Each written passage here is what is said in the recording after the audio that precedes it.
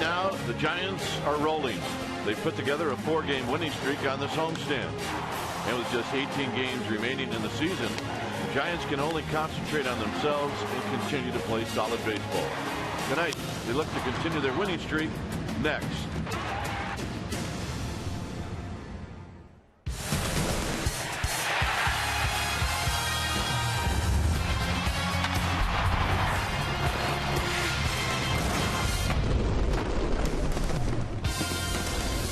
It's Tuesday night here at AT&T Park as we get ready for Giants baseball. Our fans filing into the ballpark. Game 2 of this 3-game series. Hi again, everybody. I'm Dwayne Kuiper. Alongside me is Mike Krukow. Well, the Giants have played really terrific baseball at home all season long. They've won 4 straight, and they need to keep winning because who knows what the Dodgers are going to do, and they'll hand the ball to Heston tonight. Well, keep winning, and to do that, you have to play good baseball. Now, since they've come back home, one thing has happened that has been a plus is that they're getting contribution offensively up and down the lineup. It's not just one guy that's hot, and that is when you have a potent offense. The defense has been spectacular, and it has supported the pitching staff. We haven't seen starting pitching the first 3 games of this homestand with 22 innings, 7 hits allowed. So everybody's starting to click at the right time. They're pushing each other, and that's what you have to do to make a run, and that's what they're trying to do. All right, should be fun here tonight on a Tuesday night.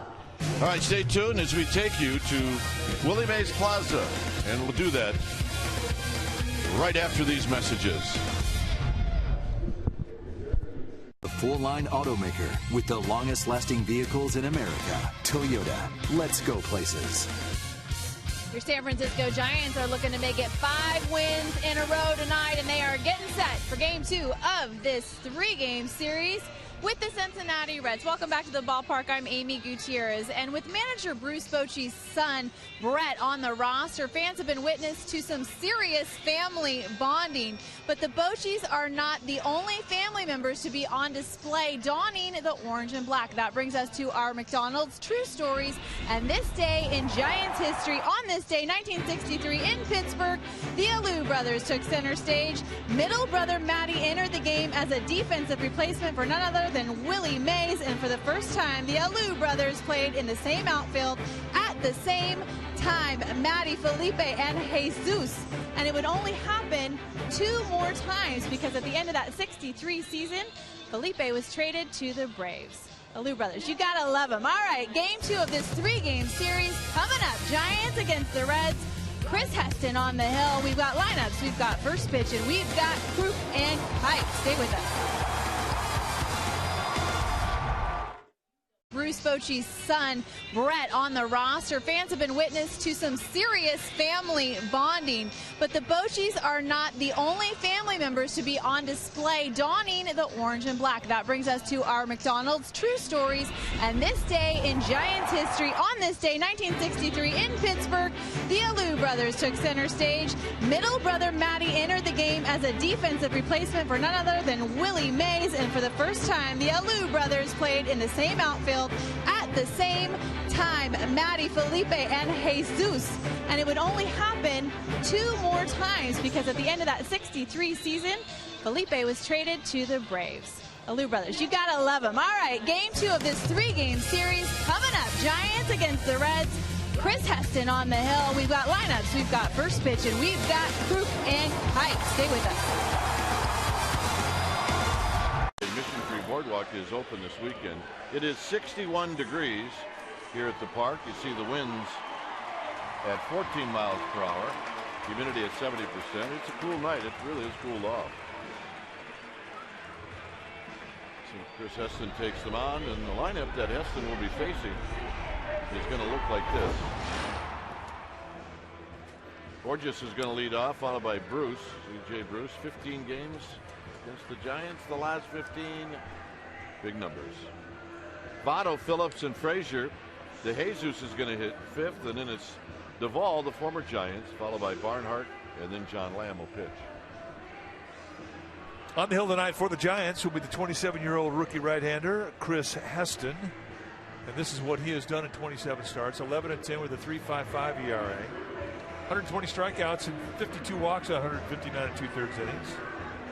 When you take your at-bats against him, you're going to see a highly low 90s fastball, mainly a sinker. When he's established that sinker, He'll throw a lot of balls on the ground, and that is when he has his big nights. He'll also cut the fastball. He's got a curveball, slider, and a changeup.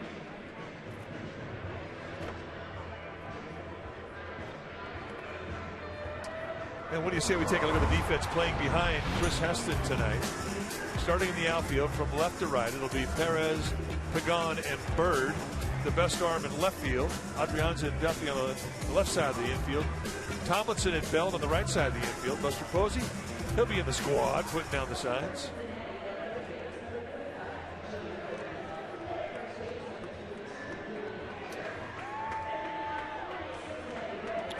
Well, Spanish audio for this game is available through your SAP button, and it's presented by Jack Daniels.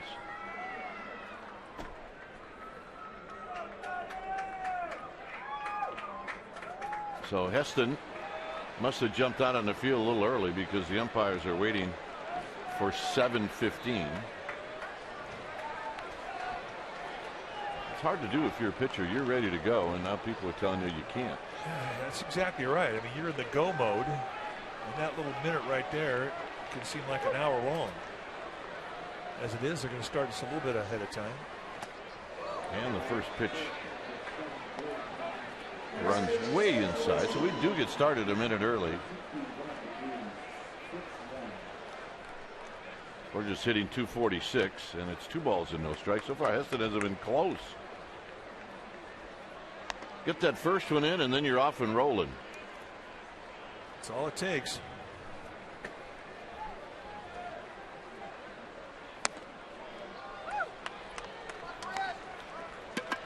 Andy Fletcher behind the dish. And you see Fagan, Baker, and Emmel. And that's a 4-pitch walk, and none were really that close. Well, Andy Fletcher's a good umpire. Very consistent zone. It's a low zone. It is a bit tight. You don't get big corners to him. You have to earn them. And you have to prove to him you're going to throw strikes to get him.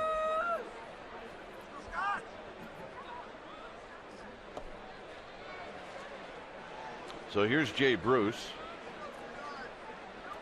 Had a home run last night. Also ended the game with a bullet hit to the right fielder, Bird. There's the runner going, and Buster's throw is into center field. So time to hit the rewind button on this one. Well, we thought about this, where you can ask for a mulligan. Posey trying to hurry. I don't know how much of a grip he had on that ball. Not a very good one, but it gets by Adrianza and Tomlinson. So just like that, runner at third base, nobody out. Stolen base and an error on Posey.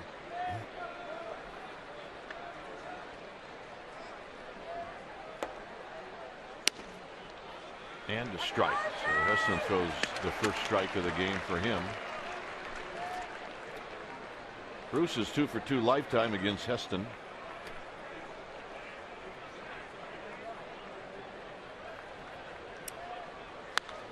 And he hooks this one foul down the right field line. There's a home run off of Osage last night. He crushed it.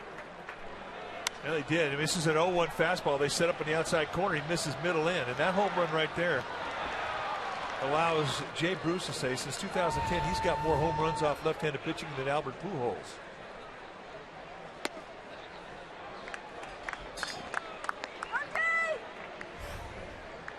That's the home run spray chart for Bruce, and they're all going center field or right, nothing to left field.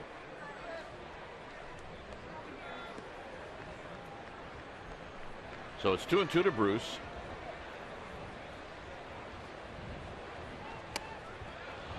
Just outside, not by much. You know, that might change that pitch right there if he starts putting it in the mind of Andy Fletcher, the plate umpire, that he's going to throw strikes.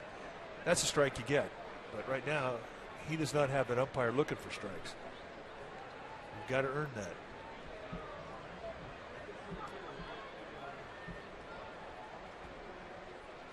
Got him. So a changeup on a 3-2 pitch. That's a pitch he didn't even have at the start of the year.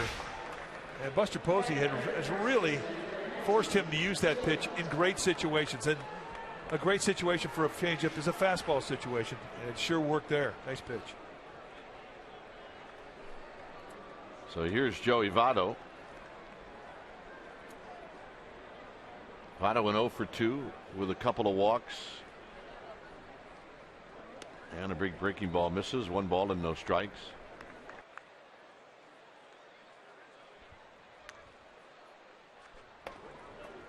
On deck is Brandon Phillips.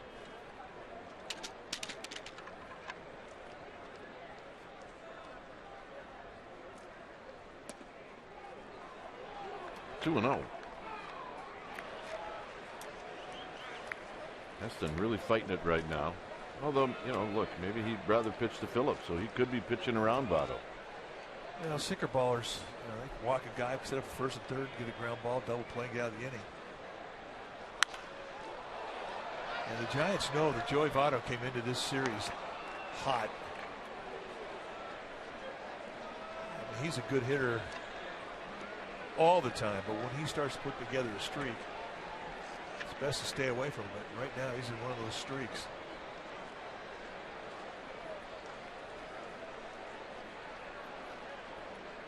So Heston gets the sign. He's at the belt.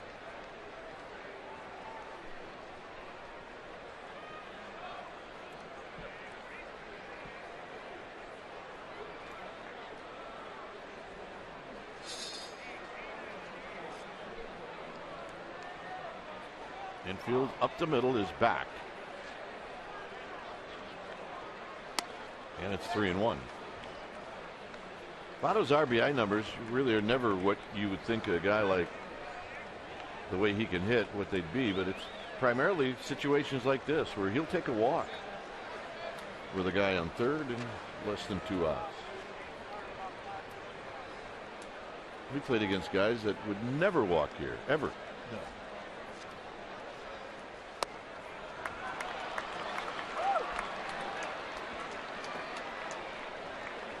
So second walk of the inning, but it does indeed set up a force, and with Heston sinker, a double play is always a possibility. Yeah, the only thing that would ruin this is if Votto steals second. So. Which he could, and that may be part of the message that Buster Posey is bringing out to Heston. Keep Votto close.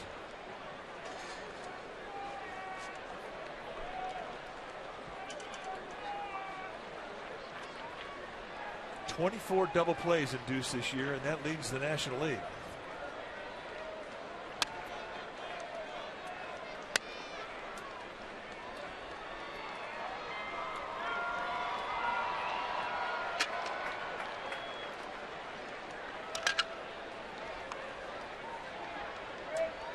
Phillips at .290, 12 home runs, 60 runs batted in.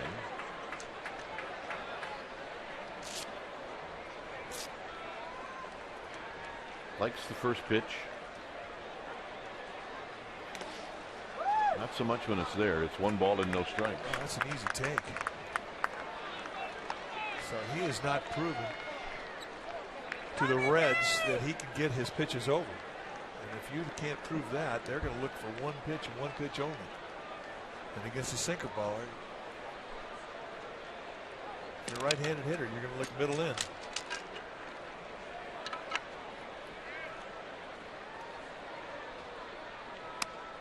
And right down Van Ness. 1 ball and 1 strike.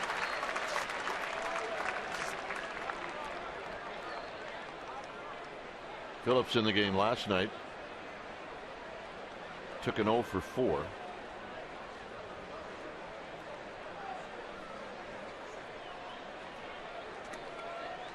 Belt holding on Votto.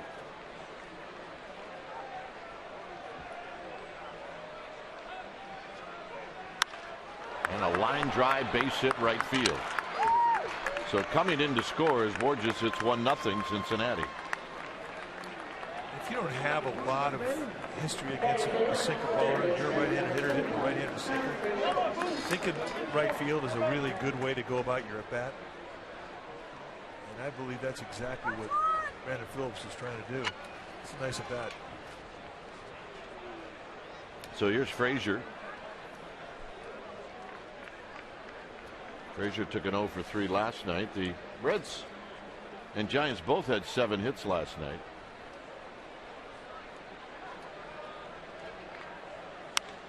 And this pop-up is over by the dugout, and it's just into the dugout and out of play.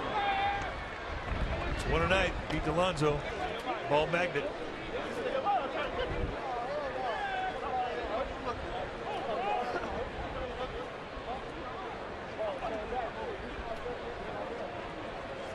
Saw Pete in the parking lot last night after the game, and I said, just wear a hockey mask. Or just wear the whole outfit. Yeah, just strap on the goalie gear. He's got it. Yeah, they're called pajamas.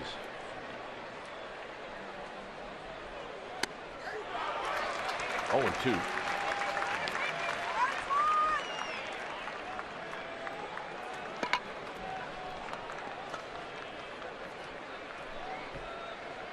Votto at second, Phillips at first.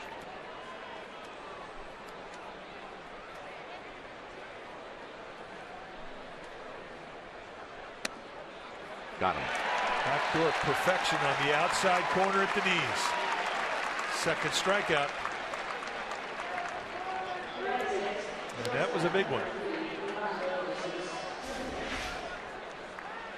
Starts outside, comes back into the zone. Frazier saw that thing, identified it as a way, and gave up on it. And you just sent 33 home runs back to the dugout. Nice pitch. So here's Ivan DeJesus.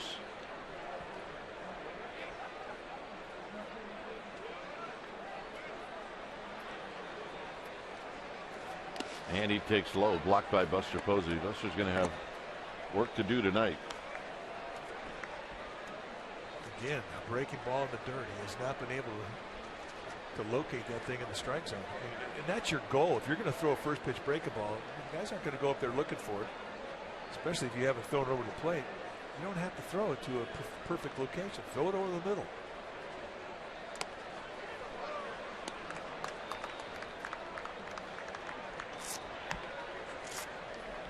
Pete Rose is here. Pete's dyeing his hair. As a matter of fact, he is. Yeah, he is. Still looks good though in that uni. Oh yeah, it's a baseball guy. Pete, if you're watching, just kidding.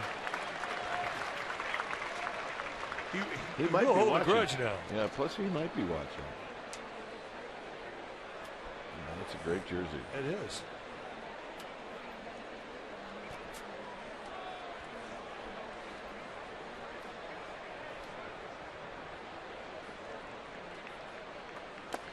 Three balls and one strike. It was my privilege to play a year with Pete Rose. 74 first inning runs allowed. That's Giants pitching most in any inning this season. It's just a matter of being slow to get to a rhythm for starting pitchers.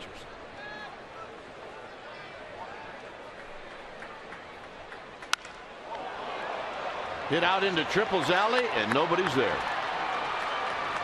Votto scores. Phillips scores. And the third is DeJesus, and it's 3-0.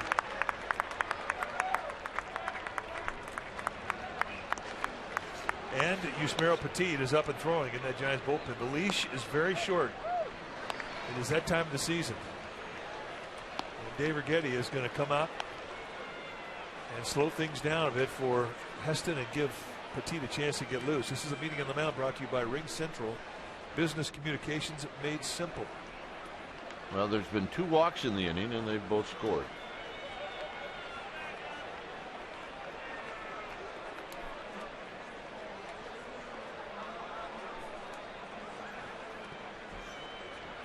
So the hitter is going to be a former teammate of Chris Heston, and that's Adam Duvall.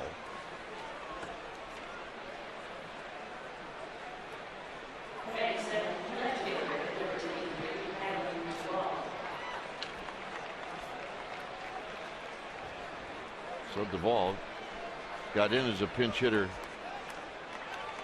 last night and went 0 for 1. He struck out. Mike Leake came over to the Giants. Adam Duvall went over to the Reds.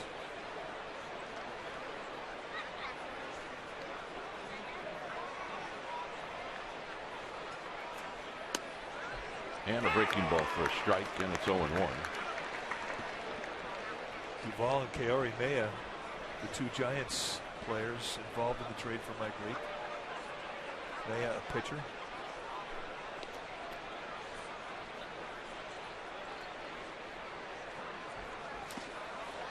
Breaking ball in the dirt. It's 1 ball and 1 strike.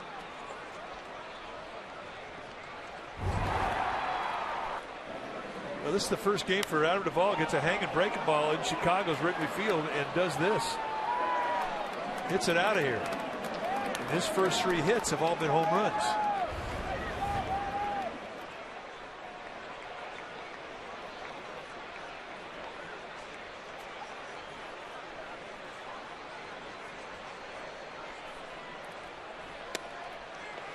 One and 2.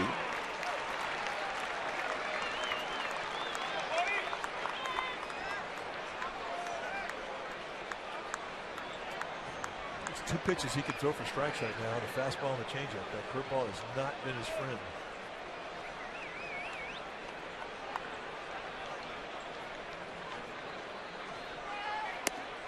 Two and 2. So he tries to wrap a sink around the outside corner.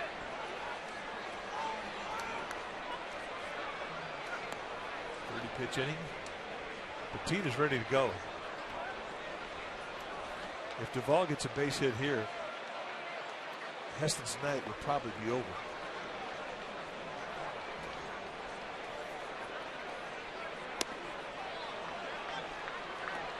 If he walks him, his night might be over. Absolutely. As we mentioned, the leash is very short.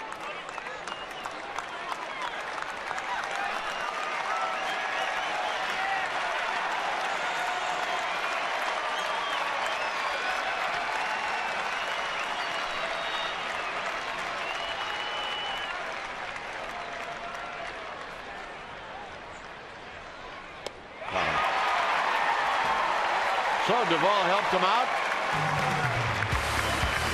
Giants are coming up.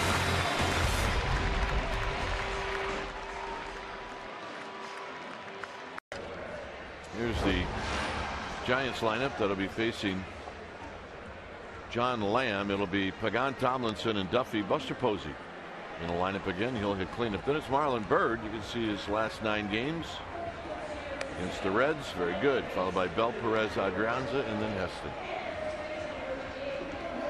On the hill tonight for the Cincinnati Reds will be left-hander John Lamb.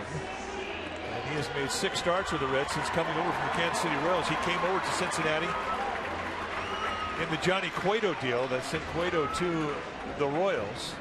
And when you take your at-bats against Lamb, you're going to see a fastball that's low to mid-90s. He will sink and cut it. Got a big curveball, slider, and a changeup. Basic 4-pitch guy. And he can get a wild hair up his nose.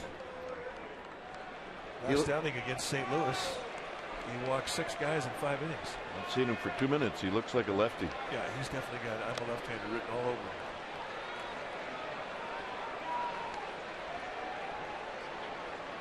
So here's Pagan hitting .267. 2 for 4 last night.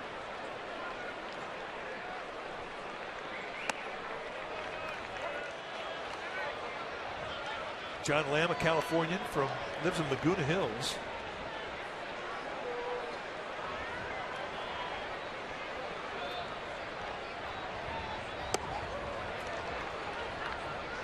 Was a 5th-round pick for the Royals back in 2008.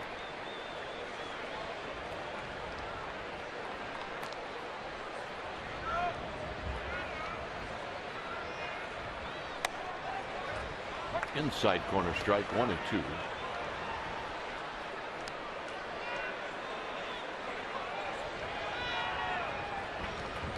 Tomlinson and then Duffy. Got him. And that's a good curveball.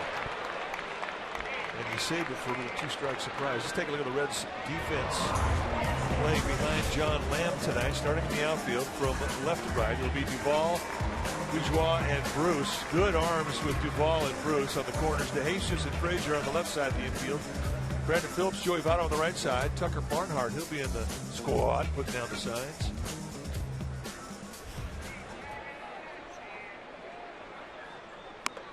And Tomlinson takes a high strike.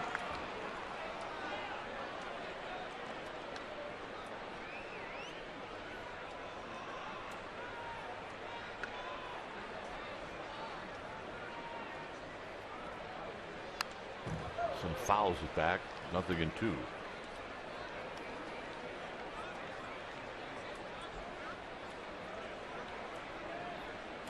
Take a look at the usage of the pitches for Lamb. You'll see hard stuff about 75% of the time with the fastball cutter combination. Likes his changeup more than curveballs, and that's when he throws more to righties with. But when he gets it going, I mean, because you saw that 2-strike curveball to Pagan, I mean, it's a good one. It's a swing and miss curveball. He averaged just about 8 strikeouts per 9 innings in his minor league career. Hit up the middle and a base hit. Lamb missed it. He can't believe it. He looks in his glove. They went right between his legs. Big curveball. Tomlinson measures it out. Right between the wickets. You should get it like that should be like a run. If you hit between the pitcher's legs, that's a run. Yep. Like a home run. Tried the bases. Just throwing it out there for the rules committee. Consider.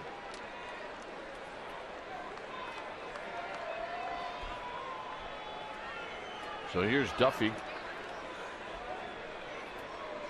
Duffy 2 for 4 last night. Scored a couple, knocked a couple in. So when you look at the score, the Giants won 5-3. Duffy had part of the 4 runs that scored for the Giants.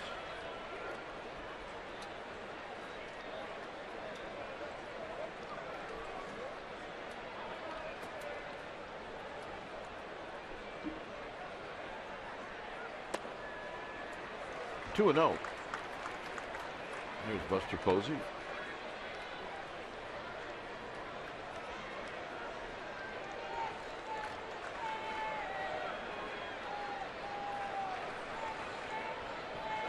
Snap throw. Tomlinson back.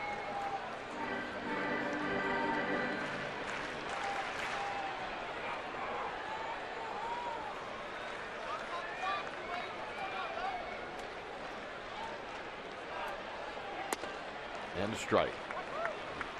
Lamb comes in with a count 2-0, now 2-1. That's really good home record. They're 42-27.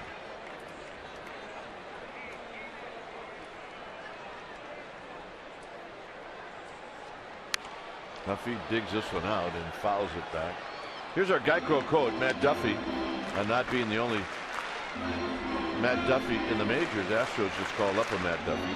So I think it's going to be funny watching us get confused for each other.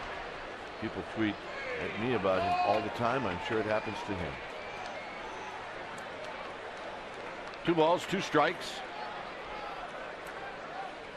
Well, there's 2 Matt Duffys, but there's only one Duff man.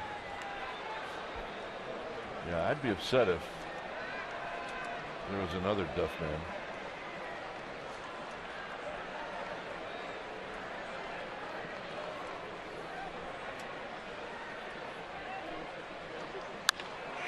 On the ground into right field, a base hit. Tomlinson's going to put on the brakes, widely so, with Jay Bruce, who's got a pretty good arm.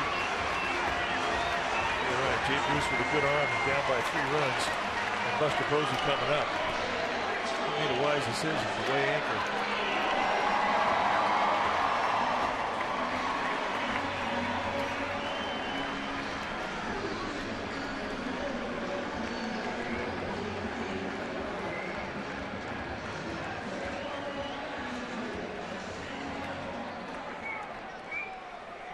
So here's Buster Posey. Buster last night took an 0 for 3. He did draw a walk.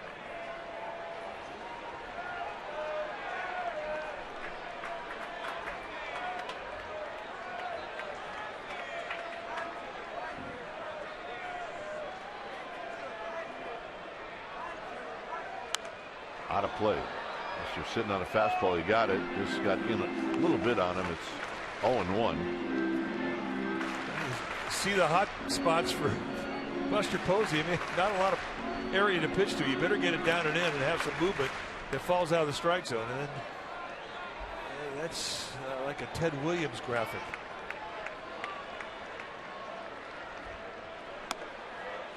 And Lamb trying to put power cuts on his hands.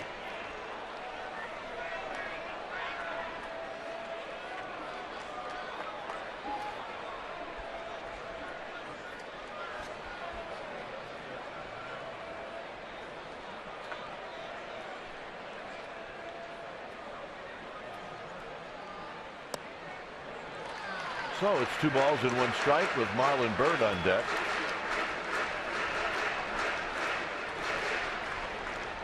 Giants are under 500 against the National League Central. They're 14 and 17. Remember, they got beat up pretty good in Chicago and in Pittsburgh. On the ground, could be 2. That's 1, and that's a pair, and that's going to end the inning. Second inning coming up. It remains 3-0. Is brought to you by Bay Area Mini.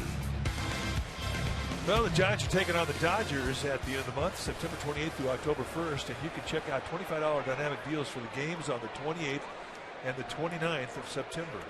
Just $25. Go check them out at sfgiants.com/dynamic deal. Here's Tucker Barnhart, the catcher. And he takes the first pitch down low. 1 ball and no strikes. Maximum effort out in the Cove. Pretty happy where I'm at. There's a called strike. 1 ball and 1 strike. They're getting their workout in. Nobody's smiling though. Breaking ball for a strike. 1 and 2. Barnhart, little pop in his bat. He's got 3 home runs. Got him. Let's check in with Amy G. Amy. All right, gentlemen. Manager Bruce Bochy had some very nice things to say about Tim Hudson before last night's game. He even said that he hopes Tim reconsiders retiring after the season. But as we all know, Tim did come out of yesterday's game in the 5th inning. That hip was starting to bother him. He was quoted after the game saying it's just old. He's got an old, tricky hip. I see the finish line. I see it coming. Come on. I'm ready for it. Understandably, Tim and his wife, Kim, are probably very ready. But try explaining that to the fans and his teammates. He is a favorite. Gentlemen? He indeed is. Also has become a very, very close friend of the guy to his left. You know, if there was ever a reason to come back, it would be for him to come back and play another year with Bumgarner. That's how close they've become. And as far as being a good teammate with clubhouse, they've been saying that in Oakland and Atlanta and every place he's gone. So Lamb strikes out. Heston's on pace to break a record. Well, there's been 5 outs in this game, and all have been strikeouts. 4 swing and miss, 1 called strikeout.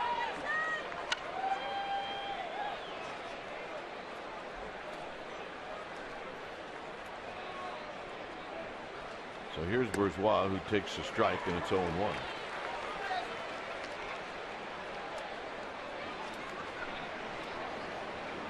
Walk to open up the game. They'll pop up out of play. It's 0-2. Well, one thing about Heston is different this inning than it was in the first inning. He's got a curveball now that he can rely on. He can get it in the strike zone. Didn't have that in the first inning.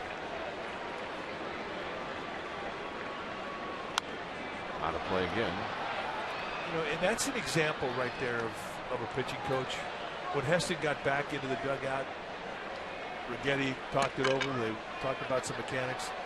And he gave a fix to go out there and find his curveball, and he has. 6 outs, 6 strikeouts. 2 strikes out the side. All right, this is getting interesting.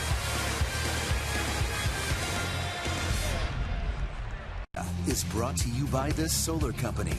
Not just any solar company. The Solar Company. Switch to solar and save. Here's Marlon Byrd, who takes the first pitch inside for a ball. So it's 1 ball and no strikes. It'll be Byrd, Belt, and then Juan Perez facing John Lamb, who got out of the first inning by throwing a double play ball. 2 balls and no strikes to the former Red, Marlon Byrd. Byrd hits a high pop-up foul down the right field line, and that'll be out of the reach of Joey Votto and Jay Bruce. You know, and you play against the team that you started the season with, like Byrd is right now, having been traded from the Reds at the trade deadline over here to the Giants. It's weird. It's a weird deal.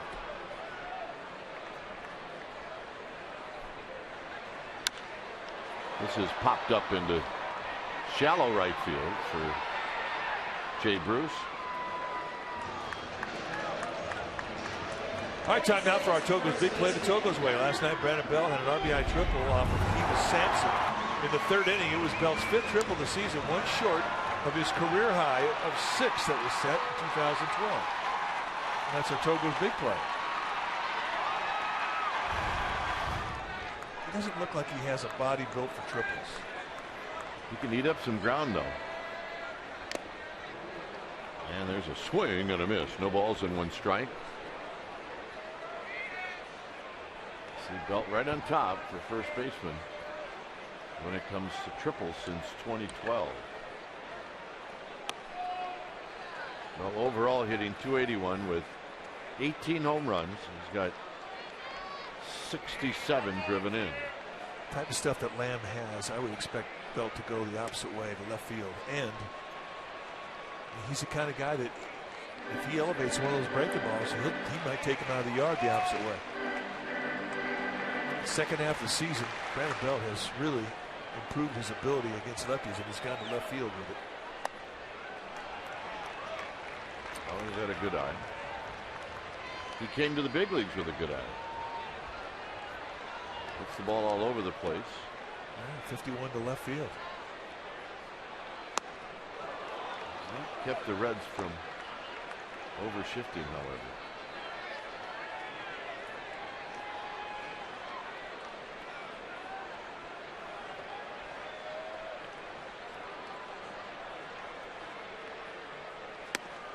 Got him. 93 fastball right on the outside corner. Second strikeout for Lamb. And they set the target right on the outside corner. May have been a shade outside, but nevertheless, Andy Fletcher looking for strikes. Too close to take.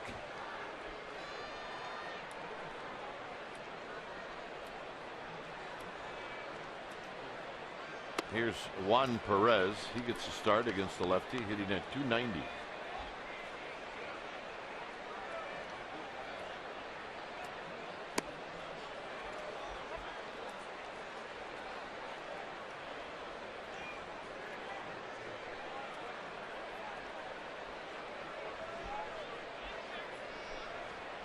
In the dirt. 2-1.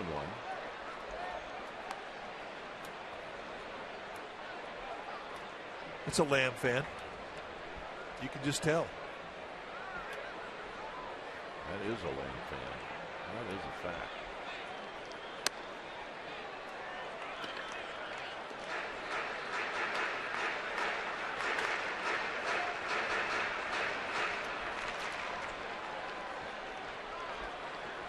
Three-one pitch. And he's driven into right. Bruce coming in. And he'll make the catch. And that'll end the inning. So Lamb comes back with a 1-2-3 second. We'll head to the third.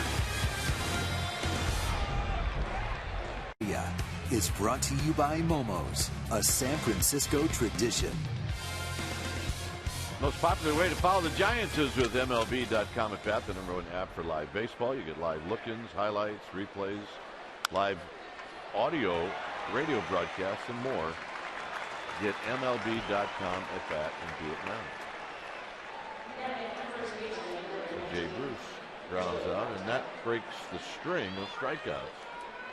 Down a 1 pitch out, which is better than a strikeout. This guy doesn't care. Pretty happy with that, I gotta tell you. Joey Votto, who drew a walk in the first.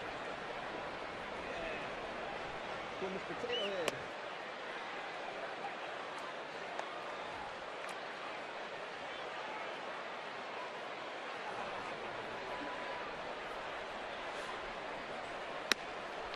strike. 1 ball and 1 strike. Mr. Potato Head. Oh, yeah. Go Giants! I was digging Mr. Potato Head when I was a kid. I'd trade that out for some cotton candy if I were that kid right now. No way. Mr. Potato Head? That's the first time I've seen a Giants uniform on Mr. Potato Head. Otto on the ground to Belt. 2 outs, and here's Brandon Phillips.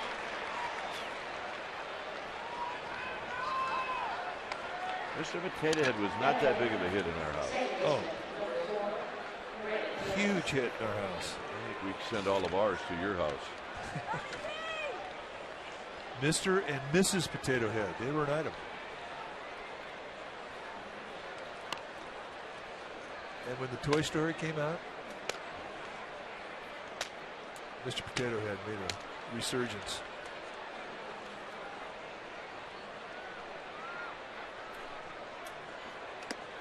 In the dirt to Phillips.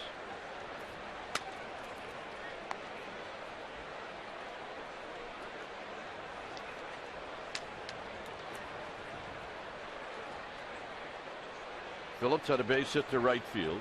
Knocked in a run on the first. Here he takes low, 2-0.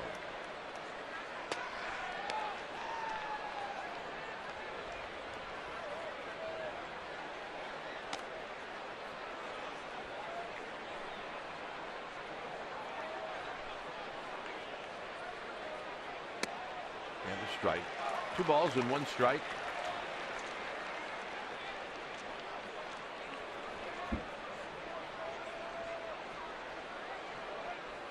Heston has made some nice adjustments since the first inning.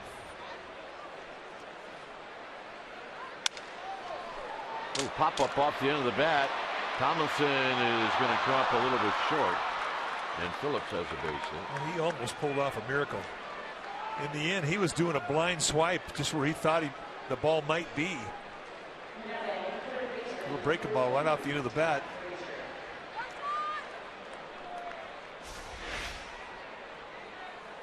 And how close was he? About the length of a glove. Yep.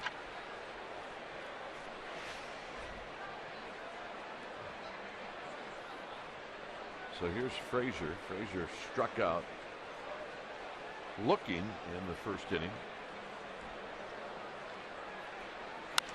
And he skies this one to his old teammate Marlon Byrd, who comes racing in, and that'll end the inning. Mr. Potato Head. 3-0 Red. Heritage Night presented by AT&T. Your special event package will include a collector's edition Willie Mays t-shirt designed by world famous painter Justin Bua and a ticket to the Giants game taking on the Rockies. And proceeds will benefit the Say Hey Foundation. Go to sfgiants.com/special events and check it out. Here's Adrianza hitting 175, and he takes a strike. Adrianza, then Heston, then Pagan. 3-0 Cincinnati.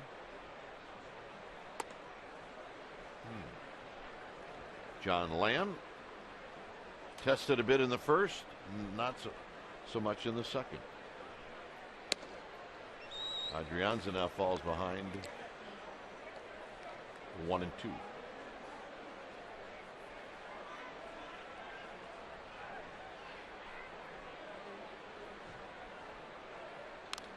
Tap foul to the backstop. Let's take a look at the motion. A classic left-hander. Very good balance position. High leg kick. And then right out of a 3/4 release. That's our Expo brought to you by your local Toyota dealer. That was like Bill Lee. 2-2. He really does. Collapse that back leg. And comes right over a 3/4, almost a high 3/4 release. Bill Lee's probably watching going, what are they talking about? On the ground sharply, too short.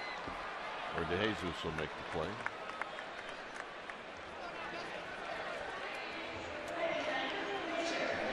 After spring training, when you remember, he was with us for about 3 weeks during the spring. Bill Lee. Somebody asked me about home run. I said, you know what, I'd like to hit one in each league. It would be fun. Maybe like one of the only guys to do that. And he charged me the next day, like in my face, because he'd done it, one in each league. He can hit. And I said, Bill, sorry, I was making a conversation with somebody. I bet he's still pitching. I bet he's pitching and hitting. In fact, I think he was. I think he was playing earlier this year. Heston over the mound. DeJesus spins and throws, and they got him. Nice play. That was nice range by Ivan DeJesus. I think that Bill Lee was playing for Pacifica. Let's take a look at Ivan DeJesus, son of Ivan DeJesus. His father, also a shortstop, who played with the Cubs, the Phillies, and the Giants. Great teammate. Pulpo, the octopus.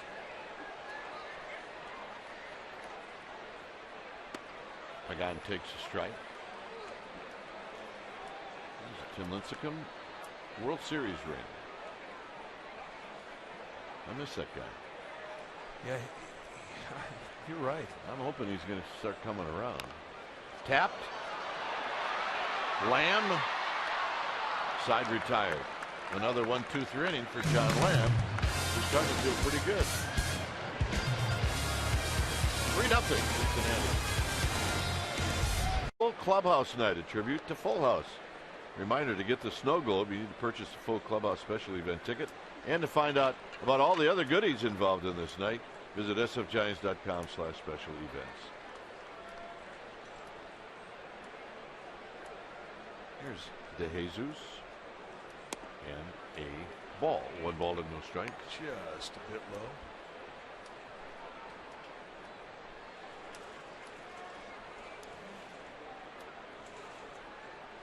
And a strike. 1 ball and 1 strike.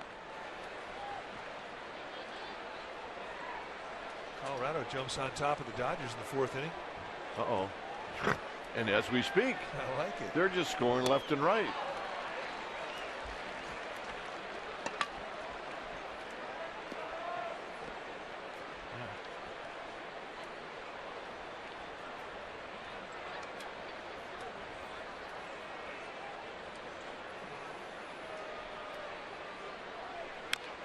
Foul.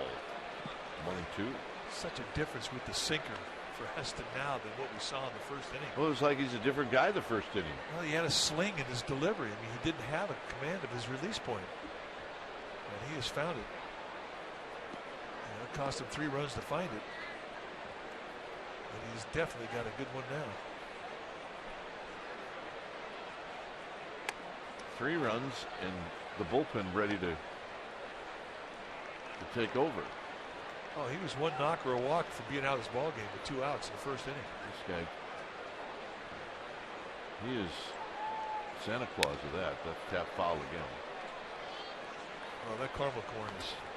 Yeah. You can have that. Give me those 2 dogs. Well, I want those too. Mr. Greedy. Nachos. Yeah, bring those over. The beer. We can't do the beer. We're working.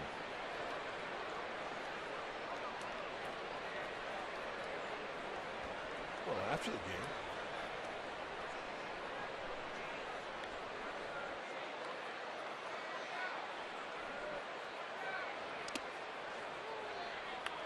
That's the sling we saw a lot of in the 1st inning.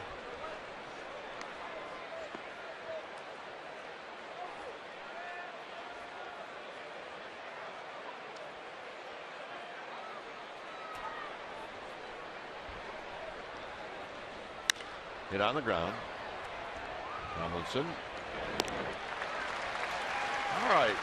For the first time tonight, let's check in with Amy G. All right, Dwayne. Well, this is one of my favorite interviews, and it's happening annually. This is the 7th annual Masons for Mitts. This is Doug Ismail. He is representing the Masons this evening. And just give us the background about this program. It's phenomenal. Well, we started this 7 years ago, and we really believe that the Giants Community Fund provided the kind of partner, the kind of organization that shared the values that we really care about. And I will tell you, our brothers, all of our guys love this program. And we've now raised lots of money and had a great time with it over the last 7 years. Well, you're very humble. I'm going to ask you to brag for a second. How much money was raised tonight in a check given to the Giants, and what does that translate to in amount of gloves? Well, tonight, Amy, we broke the record that we continue to break every year. And this year we raised $93,000. And it's going to give a baseball glove to 4,500 children who otherwise couldn't have a glove of their own.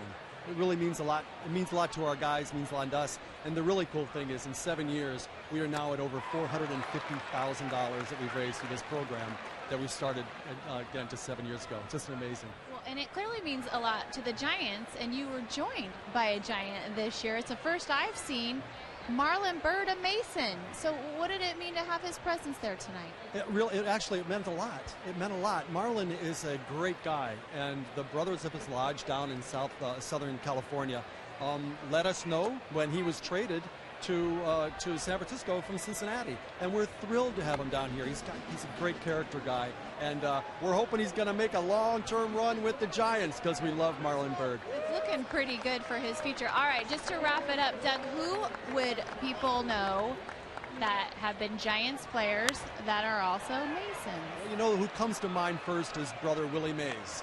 And Willie Mays is a Prince Hall Mason, and we're thrilled and proud to call him a brother, one of the greats of all time, if not the greatest. Masons for mitts. It's pretty awesome. Here's the glove, you guys. Awesome. Pretty cool. Pretty cool indeed. Dwayne? That is very cool, and that is a lot of money raised by the Masons for our junior Giants to have a glove, and the Masons were kind enough to drop off a couple of these gloves just to give you an idea of what they can purchase with that money. And these gloves are spectacular. They really are, and they're broken in. They're good rags. You could run right out on the field now and use this.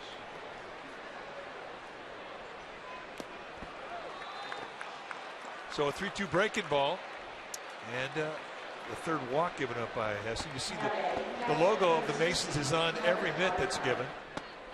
4,500 kids will have a brand new glove this year, and it's just sensational because they get used.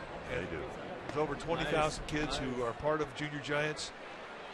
It's just a spectacular program, and it has been for a long time. Yeah, thanks to Doug as well. I mean, this is awesome. The fact that we've never had a foul ball hit into the booth isn't doing us a whole lot of good, but we're ready. You and I can play catch in between innings. Doesn't sound real good on TV when you hear the pop of the. Yeah. Sorry, folks. Yeah, you know what? We're having fun, and yeah, we're having a we're good only time. going to do this for this half inning, so you're just going to kind of have to wear it for that. But we're just having a ball here. I hope Heston walks the bases loaded and then gets a double play because we're playing. It feels good, doesn't it? Yeah, it does. So thank you, Masons. I'm impressed with the gloves too. Wilson makes a great glove. Runner goes. That's Duvall, and that's bounced foul past Jim Riggleman. So we used to do this as kids. I don't do it so much anymore, but every once in a while, I know you'll do it, I'll do it. I'll break out the old glove and sit in front of the TV and just fire away. Every morning before the morning show at my desk. Just get my game face on. If you find the right spot, oh, you can pop it. And it really makes good TV if you find the right spot. Yeah. Right there. Oh yeah. Wow. Sorry, folks. I really am. All right. I can't stop. That ball hit Duvall. I think it hit him right in the rib cage on Heston's throw to first. God, that's a rough deal, man. Or it might have hit him someplace that we don't need to talk about. And if you're going to get hit, you want to at least get 90 feet out of it. That one is a pickoff throw over to first base. I don't think getting hit there is worth 90 feet, to be honest with you. Yeah. See, to me, either you get home or nothing. Wow. That's bad luck right there.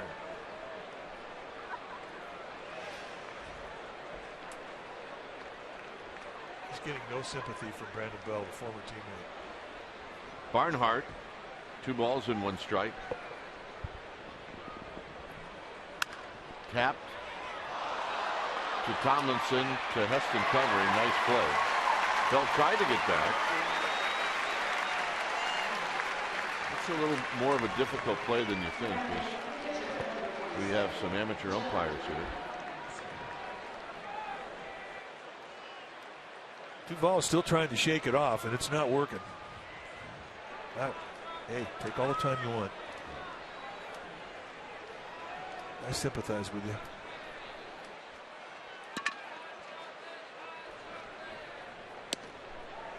So Baker's, or make that Lamb, who struck out in the second, swings and misses.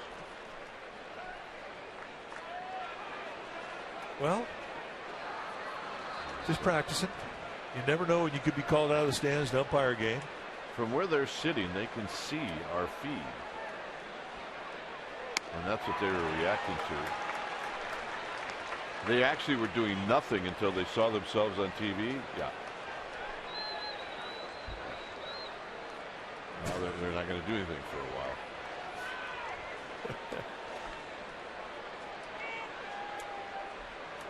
So Eddie Montague got started. Did you know that? Going to ball games and faking like he was an umpire? Yep. And then he decided he might want to do that for a living. I didn't know that. Yep.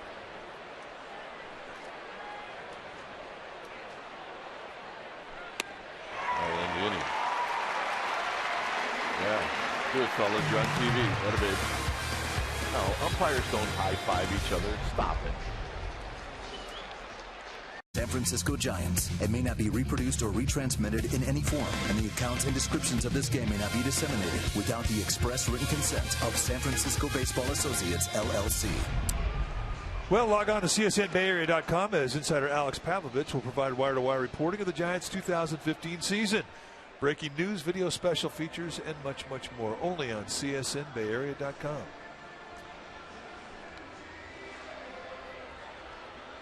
So onward to the bottom half of the fourth inning. Reds still holding a 3-0 advantage. John Lamb has really got into a nice groove. He has retired the last 7 in a row. And he'll face Kelby Tomlinson to start things off here in the fourth inning. Tomlinson 1 for 1, a single in the first inning.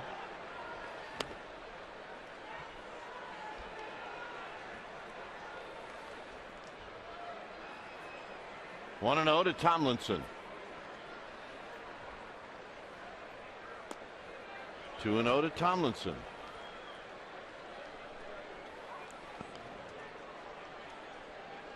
So I'm going to check my Rain Aware app to see what's going on in Los Angeles. Looks like it's raining there. Yeah, storms coming up out of Mexico.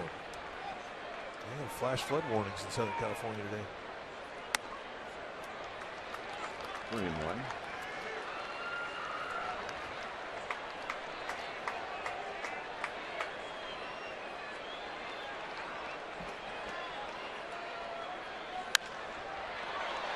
Votto knocks it down.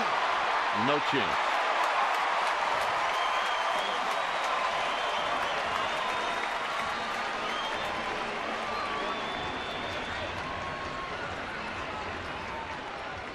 So here's Duffy. See what Matt Duffy and Giants rookie where he ranks. Second, fourth in on-base percentage. RBI is fifth. Hits fifth. Boy, that's a good, solid season for that kid.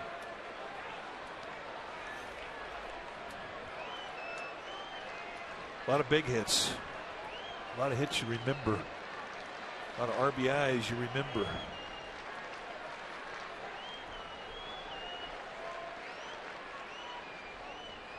Breaking ball to Duffy is a strike. Tomlinson singled in the first. Duffy followed that up with a single. So the Giants are going to try to do that again. They obviously are checking the scoreboard with Colorado leading the Dodgers 3-1 in the rain.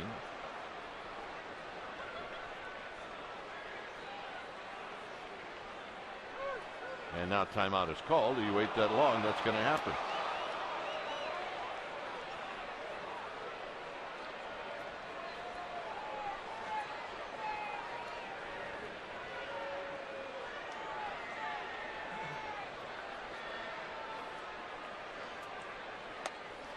Snap throw, and just getting back is Tomlinson. Tucker Barnhart, catcher for the Reds, get a little frisky there. And ideally, they would like to have a fastball on the outside corner with a right-handed hitter up, so they can sort of get their shoulders cocked to first base to make that snap throw. And a base hit into center field. That's 2 times that Duffy has gone down there and beat the curveball from Lamb.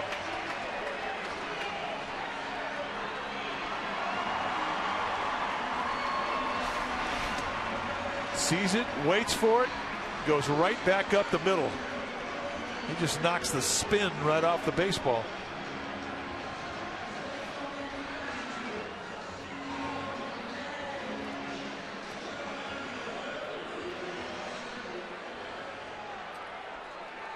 So once again, they've set the table now for Buster Posey.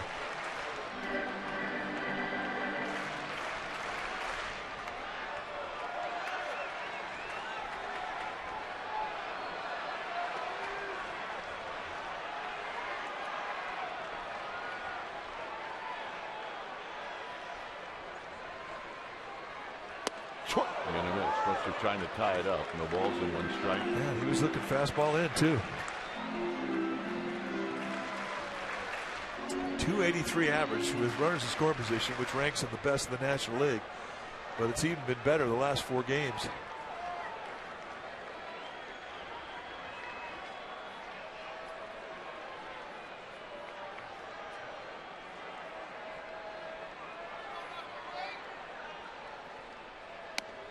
And a breaking ball for a strike. That average you saw was the entire team average with the runners in scoring position. They have flourished on this homestand in this scenario.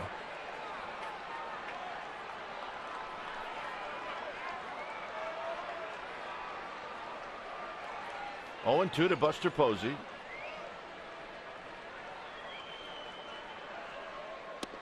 Down low, close, 1-2. That's a good 0-2 pitch, a good changeup. Posey's never even seen that changeup.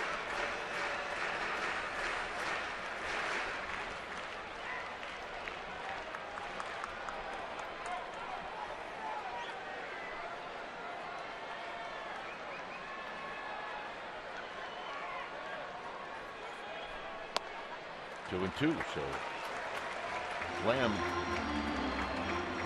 working Posey after he jumped out in front. 0-2.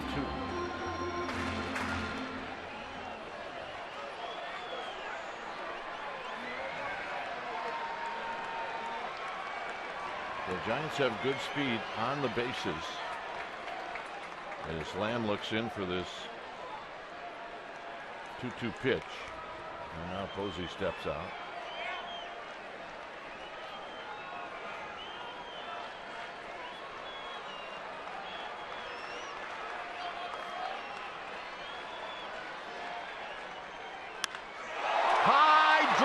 To left. It is out of here.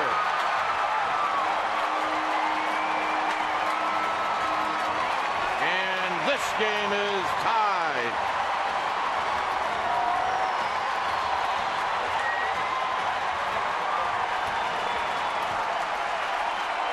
He's got a neck. And Buster Posey with his 18th of the year.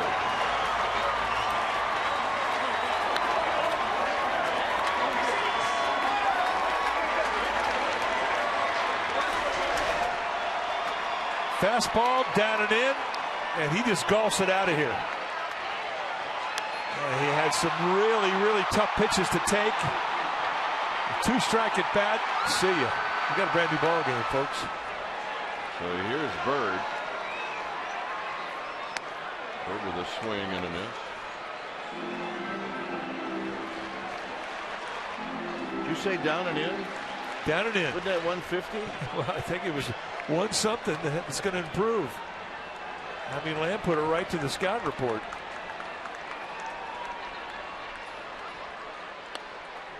One ball and one strike. What a great at bat that was. Wow. Took off some really close pitches. Took a changeup in an 0-2 count that was very close.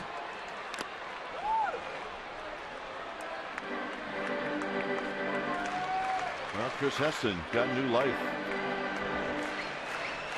The 190 spot, I mean, this is where they said that's where you could get him. And this is right where they put it. And he hammers it.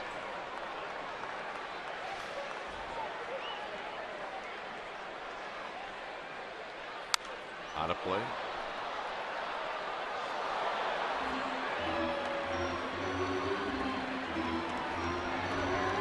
Hey, Neil Armstrong's here. How do you know that?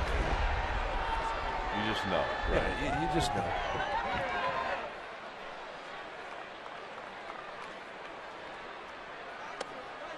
Two and two.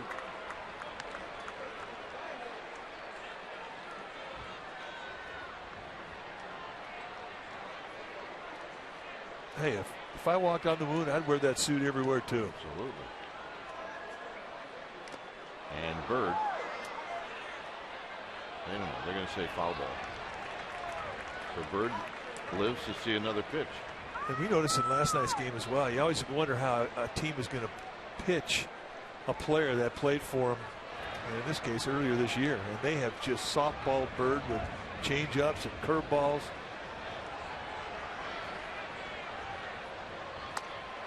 And this time they got him.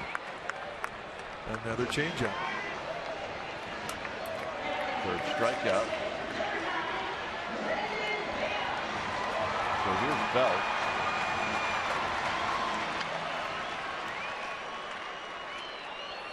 Buster now with 88 RBIs, closing in on 100.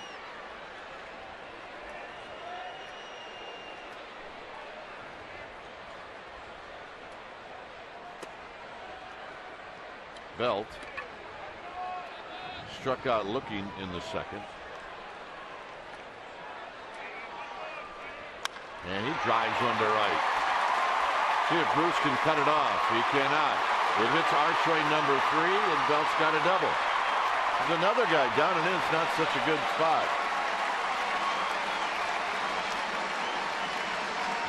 Continues to assault left-handers. Down and in. Drop the head. It's not an easy thing to keep that ball fair. I mean, you've got to be inside the ball. A lot of guys take that pitch, that location down and in, and hook it foul. It's an easy way to get a strike. So with that swing of the bat,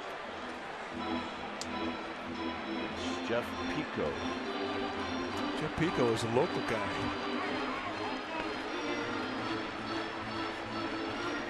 Jeff Pico going to try and calm down his young left-hander.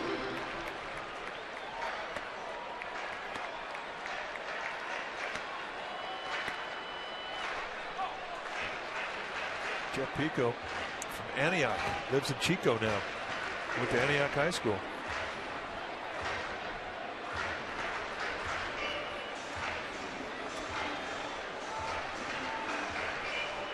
Ryan Price from around here. Let me guess. Moraga. He's born in the city. Vacationed in Moraga. Tamalpais High School in Mill Valley. Went to Cal. Uh-oh. Belts just got there. Oh, man, that was close. With the shift on, DeJesus had a quick route to the bag at second. They're taking a look at it. I mean, this is close.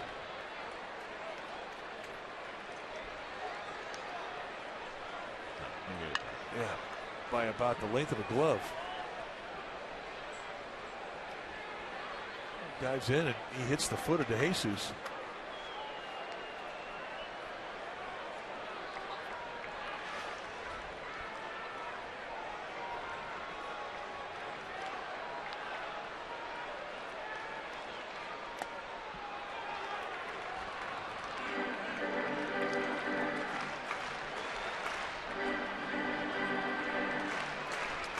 Now, when Mike Leake was traded, the Reds basically said, all right, we're going to see what we got. 46th straight start by a rookie pitcher. That's a Major League Baseball record. Previous record the Cardinals had set in 1902 with 41. Foul. But the Reds traded Johnny Cueto to Kansas City, Mike Leake here to the Giants. And they just said, let's find out. Absolutely. Throw him in the fire. See how we do.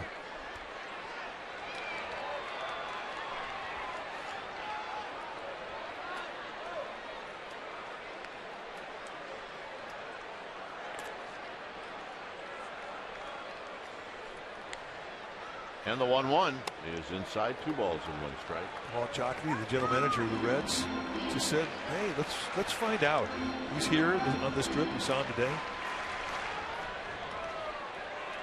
From a distance. I mean, it's tough to get close to Walt. Yeah, absolutely. He's a rock star. He's a rock star. But foul. Probably not a spot where those fans on there thought that they might have had a shot, but they blew it. Yeah. There's someone with a glove that's not even on their hand.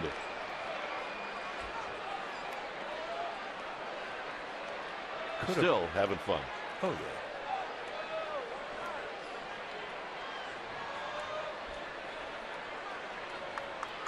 Two balls, 2 strikes.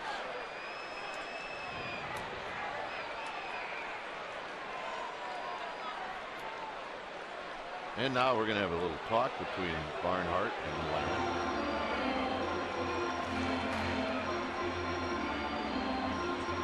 Well, he's got a shot here with a 2-2 count. Go down the dirt with that big curveball or slider.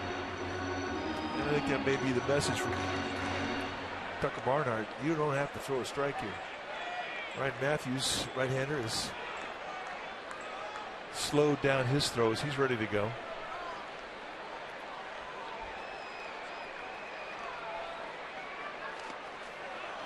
And there was the curveball in the dirt. But the fish weren't biting.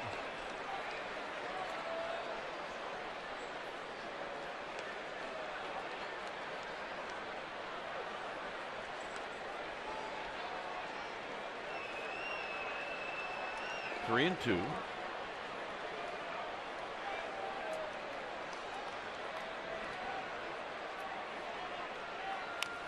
And Perez stays alive. Did not swing at a strike, however, but he will live to see another pitch.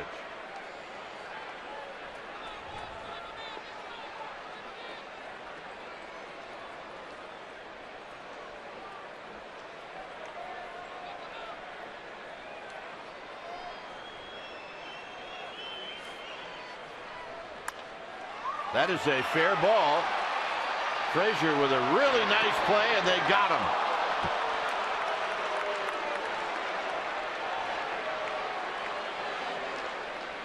On the play, Belt goes to third. And I think Juan Perez is surprised that this play was made. There's the low backhander, gets set to his back leg quickly, and a good arm. And it takes every bit of it, and they get him. Nice play from Brandon Belt, though. As soon as he saw that throw was going to first base, he took off from second, just walked into third. Well, what a play from Frazier.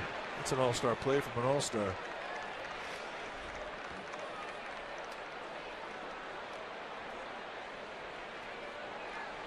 Adrianza's got a shot to give the Giants the lead. He bounced out to short in the second. And he takes a strike. On deck, Madison Bumgarner.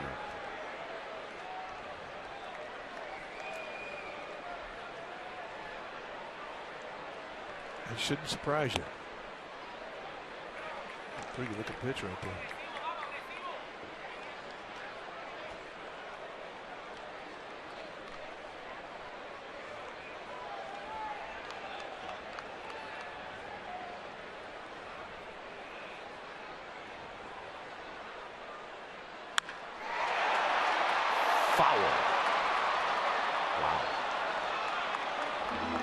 Loud contact. It was.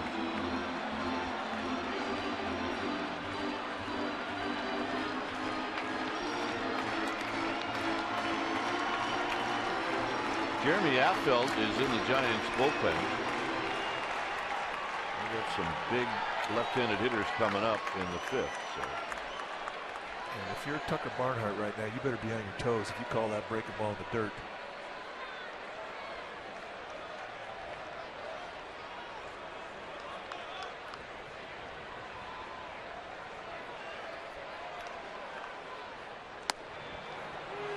That's another changeup, and that's a perfect place to throw that in a 1-2 count. It's not an easy take.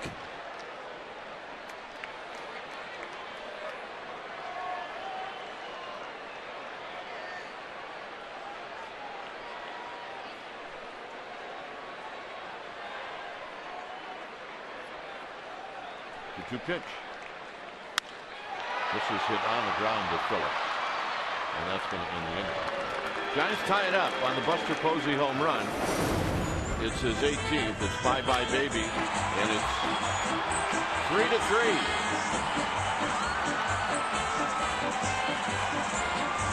Food drive here at AT&T Park, presented by Visa.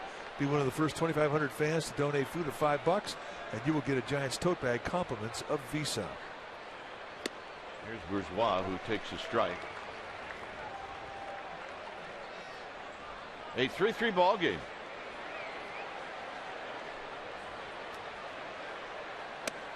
And a call strike, another than 2. Well, it's real simple here. If Heston gets Bourgeois out, he may be allowed to stay in the game. All right.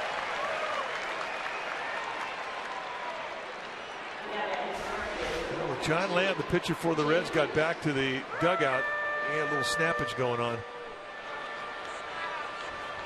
Some guys get hurt. Be careful. Well, 3-run homers will do that to them. Who did we lose? Drew Storen? Drew Storen gave up a home run, determined the ball game, went back into the clubhouse and slammed his locker safe. Broke a thumb. Out the rest of the year.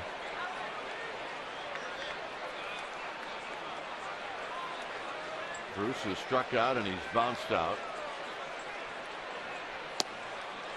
And Heston keeps that pitch down low.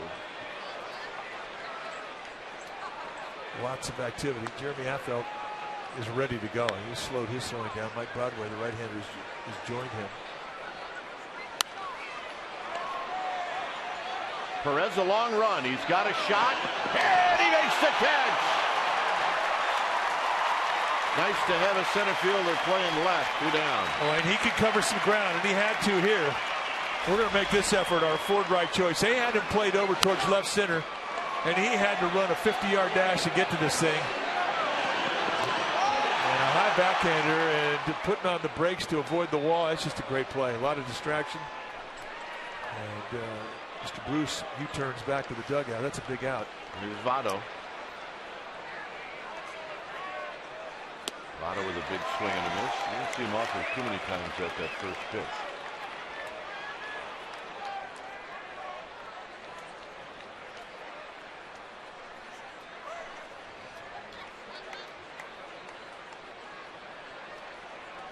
Votto walked and scored in the first, bounced out to Belt in the third.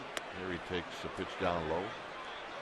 Heston's pitch count is high, really due to the fact that he had a long first inning. Well, over 30 pitches in the first inning.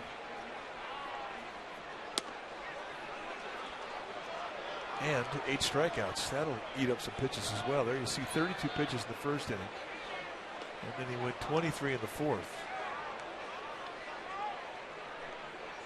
Votto rolls it foul. It's 2-2. Billy Hatcher. I saw you have a word with Billy Hatcher today. He's a good player. Was he talking about how he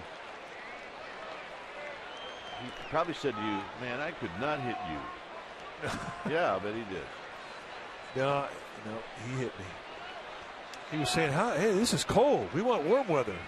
I said, this is September in the Bay Area. This is our warm weather.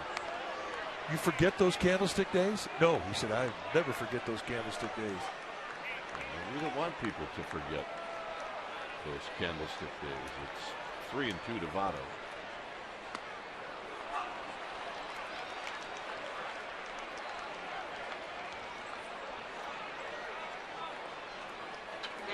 Third walk issued by Heston. Well, no surprise. Actually, fourth walk. No surprise that Votto's walked twice. Phillips has had 2 hits. I mean, this is a roll of the dice here for Bochy. I mean, I think he's given Heston one more guy. His bullpen is ready to go.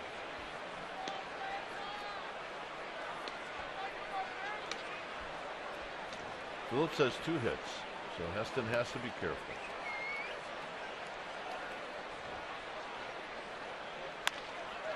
Up the middle, Tomlinson, side retired.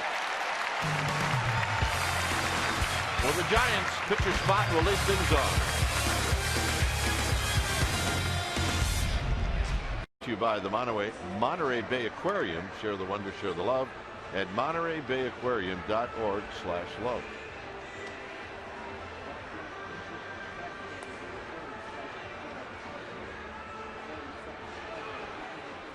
It's a 3-3 ball game. When it's time for a change, think Speedy Oil Change and Auto Service, your oil change tune-up and smog experts. Ryan Matthews, the new pitcher now for the Reds. 49th game that he has come into. 2-4 with a 4.66 ERA. He's got a good fastball. It'll go low to mid 90s with big time sink. He's got a hard slider and a split, but he's definitely a ground ball guy. And here's Jared Parker, who has a ton of power. He's got an uppercut, and he can hit some balls so high that it brings rain. Oh yeah, enjoying the caramel corn.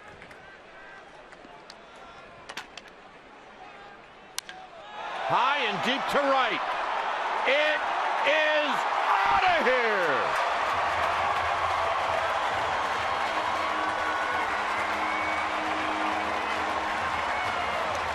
And Parker gives the Giants the lead. How about that? Yeah, he went up there with a plan. And what does he get for a reward? His first major league home run. And that was loud contact. He is in the club.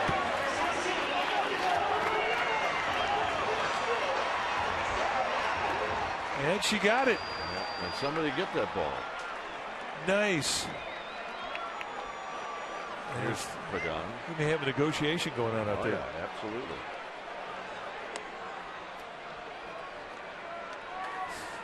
Jared Parker, first big league home run on a first pitch fastball. Meanwhile, in LA, Rockies continue to lead the Dodgers 3-1.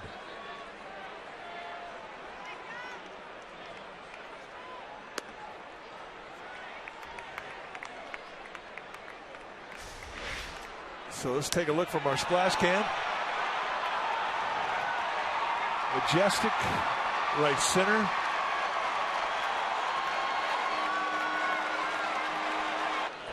He made a nice play on that. That's awesome. Pagan fouls it back.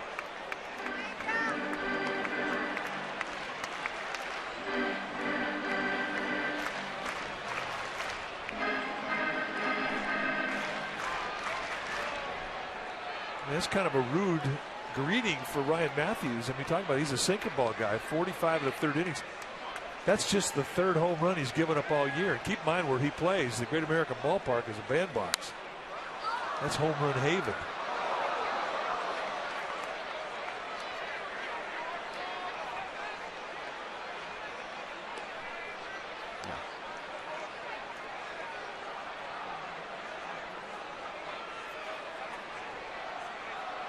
The negotiation's probably not going to be one that it's going to be hard hitting.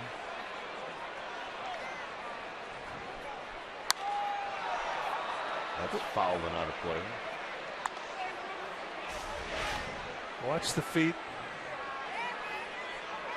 Get that front foot down, and you talk about a backside throw perfectly timed into a hanging sinker. That was it.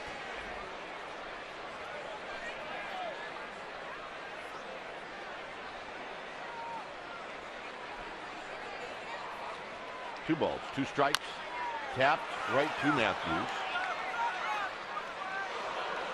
Matthews took his time and almost threw it away. Probably be about a signed baseball, maybe a bat. I'd say absolutely, I'll do that.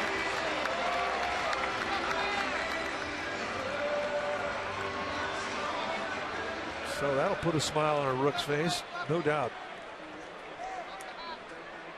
Take a look at the setup for Matthews as to, it's a bit unusual how he'll put his glove right up there and scope the hitter and the target. Here's Tomlinson. Swinging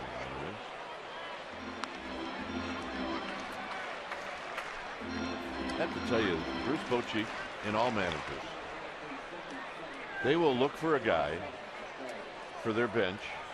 And I'm not talking about right now, I'm talking about for next year, that can go up there and with one swing of the bat give you the lead.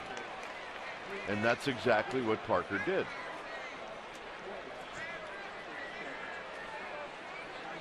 I guarantee you right now, if we phone those guys and say, look, the deal breaker is a Mike Krukow autograph ball, done. Done. I don't know, Smooth. Yeah, no, I'm telling you. That doesn't work anymore. Just let me make a phone call. 2 balls and a strike. Big tapper. Tomlinson retired.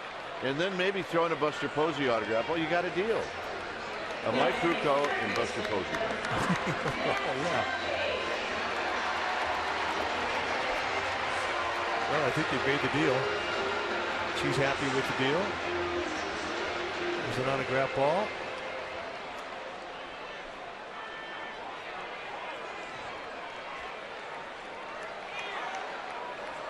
So here's Duffy. Duffy's 2 for 2. And Duffy takes low. 1 ball and no strikes.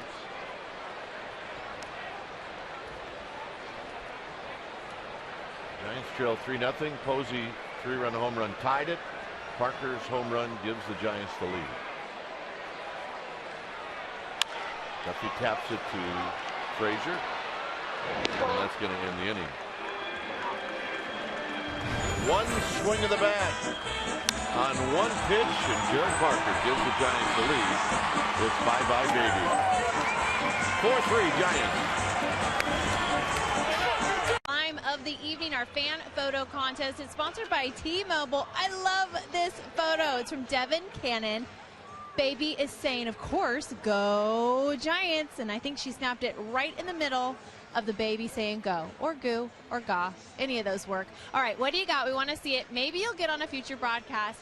Tweet your photo, hashtag CSNBA Data Strong Fan. Goo, ga, go. Dwayne. Yeah. Yeah. Hallelujah. Amy can speak that baby language. When it's time for a change, think Speedy. Oil change and auto service, your oil change tune-up and smog experts. There you see the numbers for Mike Broadway. Hard thrower, 10 strikeouts in 12 1/3. Facing Todd Frazier. A bit of a hanging slider right off the bat. She may be driving a harder bargain than we think. Well, that's fine. We want all parties to be happy. It's kind of like politics, you know? All parties to be happy. Tomlinson wrestles that one. Let me know how that works out, will you? It hasn't worked out so far. The all parties happy philosophy. You know, the problem with these negotiations is the more people that get involved. I just want everybody to be happy. It's going to happen.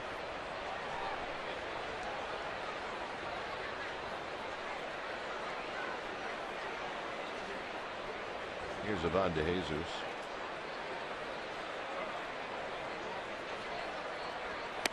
Good breaking ball.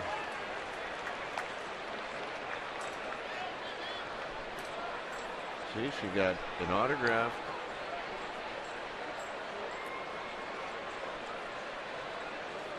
Mike Krukow on that piece of paper. It's done. Yeah, that's all it took.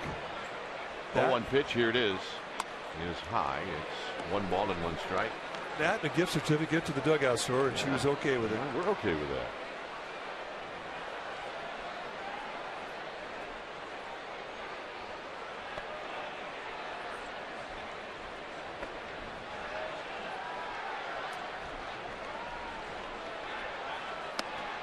One and 2.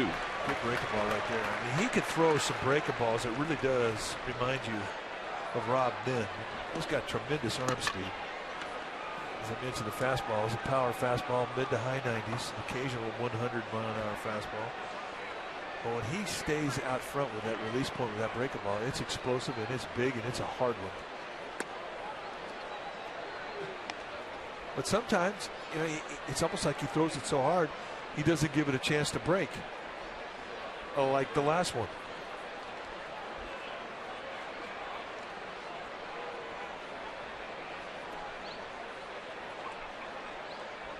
Two balls, 2 strikes.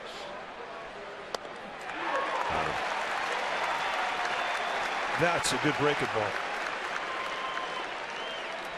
And here's Adam Duvall.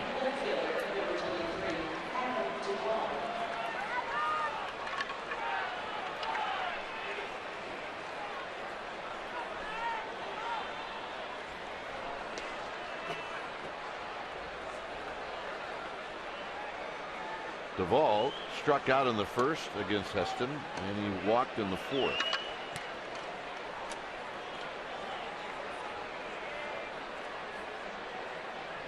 Swing and a miss, trying to tie it up. And the ball's in 1 strike. Get going here. Have a hobby birthday, Christine. Well, hobby birthday.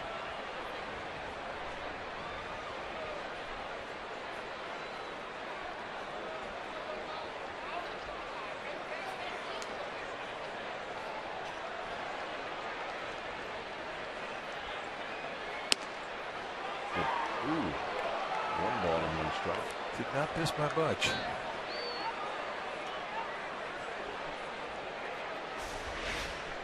Set the target in the outside corner. This one goes across the inside corner. Perhaps that's why he didn't get it. It was away from the intended target.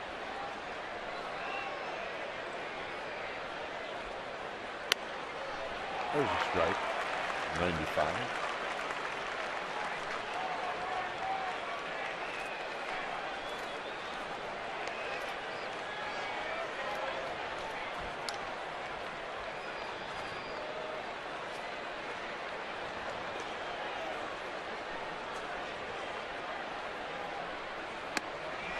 Got him, and that'll do it. Broadway, very good here in the 6th. Posey's going to lead things off.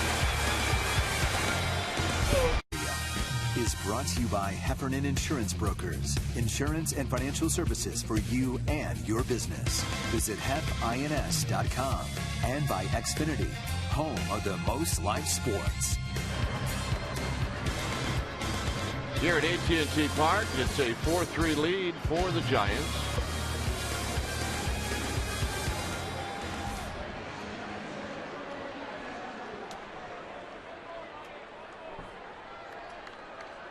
Yep. Just whatever you got, let them play with it. If the little one is happy, everybody's happy.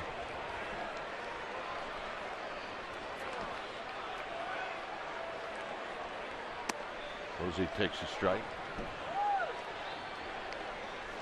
Posey with the big swing of the bat for the Giants in the 4th inning, a 3-run shot that tied the ball game up.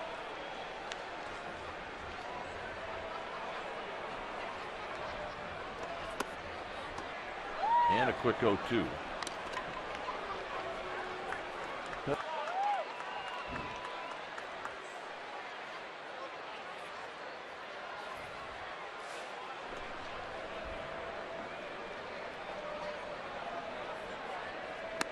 In tight, 1-2.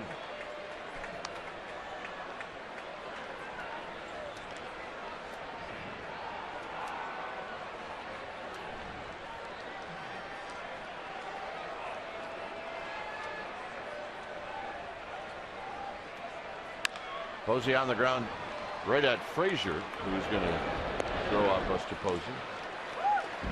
This tied the game. John Lamb flipped it in there, and Buster Posey flipped it out. Yeah, home run number 18, RBIs number 86, 7, and 8. And it made a 3-0 ball game a 3-3 ball game. The Giants would take the lead the next inning off a solo shot by Jared Parker, his first big league home run, and that has been it. The home run has been the difference maker for the Giants tonight.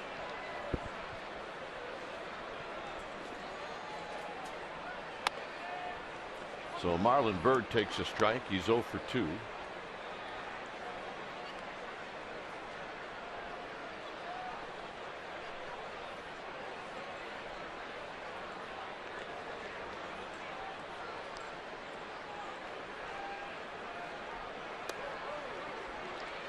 Matthews moves the feet of Marlon Byrd. 1 ball and 1 strike.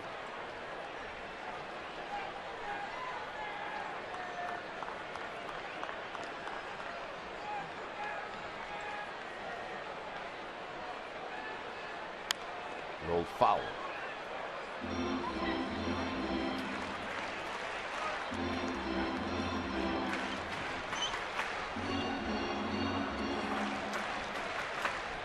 The Reds give the line in right field to Byrd. They pinch the gap in right center.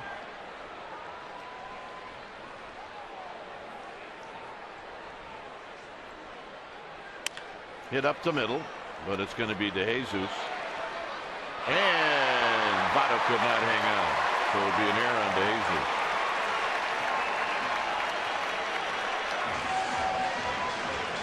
Well, Giants have a base runner. The third error that the shortstop position has made in the series for the Reds. And it is. It's going to get Matthews out of the game.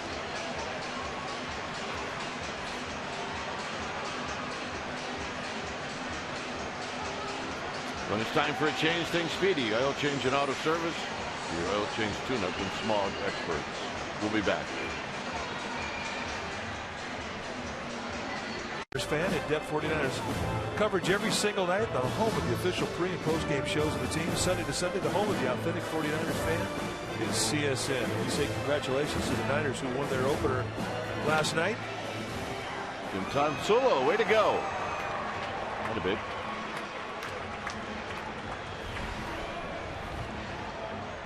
But here it is now Manny Parra who takes the ball from Brian Price, skipper of the Reds. 34th game that Parra has been in. 1-1 with a 3.00 ERA. He's had a nice season. Parra will give you 4 different pitches. I mean, he's a former starter, and he can sink and cut the fastball, curveball, slider, changeup. He can give you a lot of looks.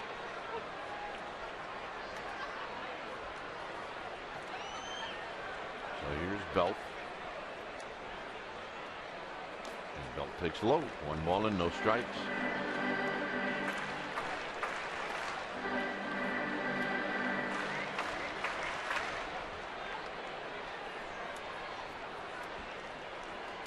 Skip Schumacher comes in on the double switch. So Schumacher will hit in the 9th spot.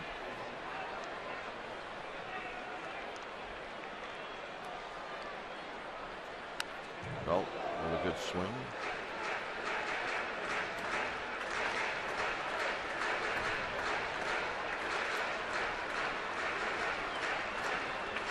That's got a double in this game.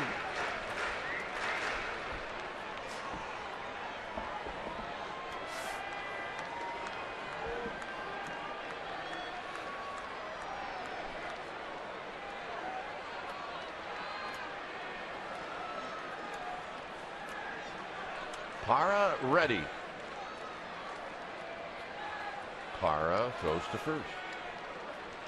Parra has an excellent move. You don't get a big, comfortable lead off of first base when he's on the mound.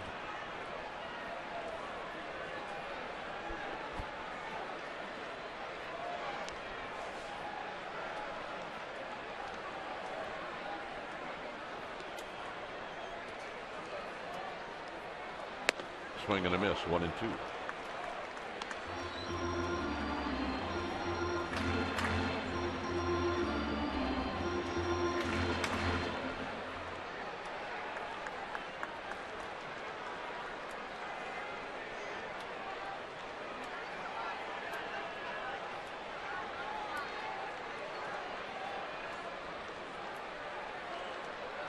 Parra at the belt.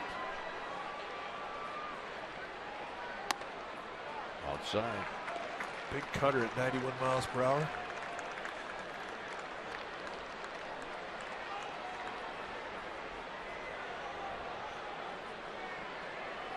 Hunter Strickland in the catching position. He's heated up and ready to go. Josh Osich getting loose.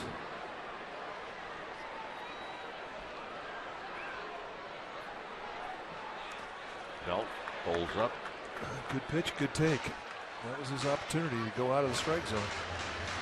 You mentioned earlier in the broadcast what type of an eye that Bell has. It's a good one. I mean, he's a real good clue of the strike zone. Dodgers have come back, and it is a brand new ball game in L.A.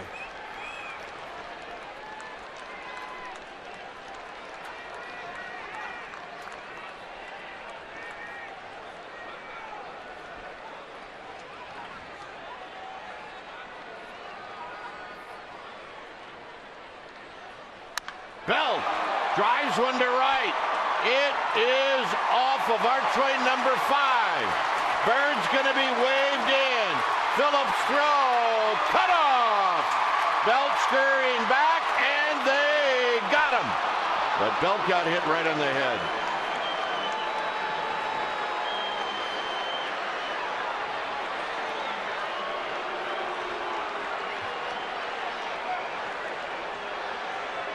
Belt got hit right on the head. Remember, he went through some issues last year with some concussion problems.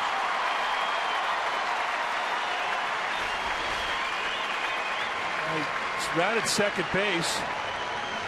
DeJesus is coming in, and you can see the collision. Unfortunately, he still had his helmet on, and that may have saved him.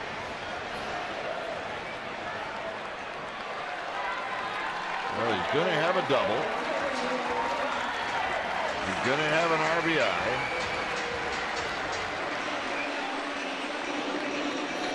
And let's hope that he's going to be all right. Yeah, you're right.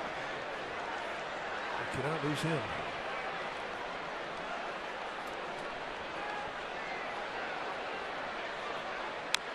Perez rolls a foul.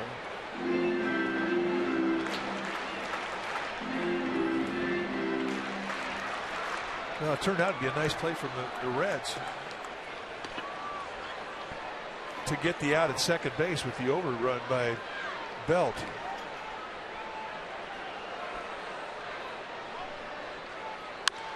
Perez is going to have a base hit. And rolls out into right center field. And he is going to stop at second with a double.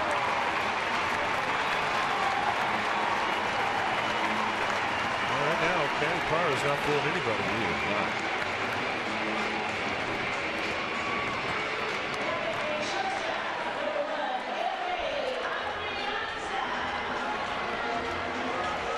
So here's Adrianza.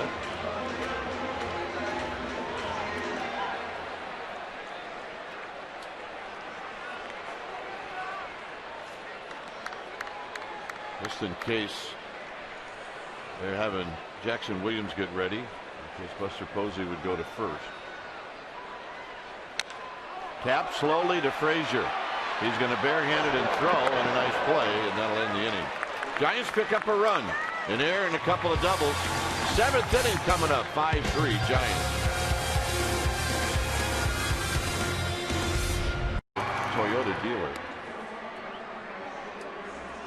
So Lamb and Heston were your starters. Heston's got a chance for a decision.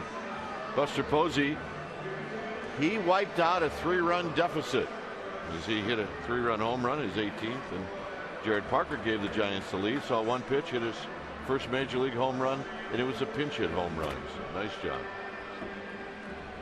And oh, by the way, when it's time for a change, think Speedy Oil Change and Auto Service, your oil change tune-up and smog experts.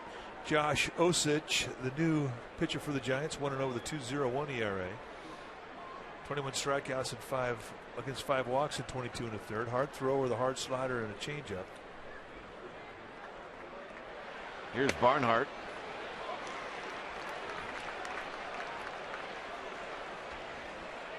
Barnhart, then Schumacher, then Bourgeois.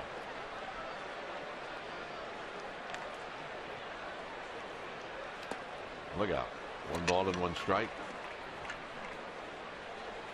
Brandon Belt. He's back out there. I really do believe the helmet made a difference. Absolutely. But he may have a stiff neck tomorrow.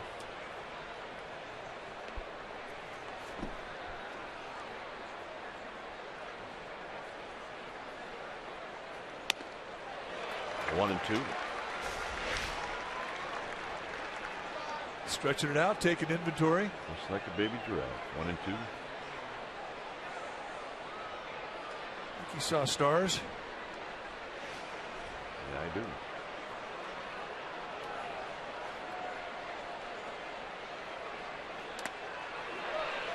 Got him. So break the ball down to the dirt. Barnhart cannot check his swing.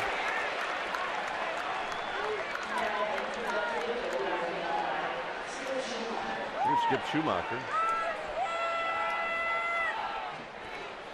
Yep, grab some pine meat. This says it all.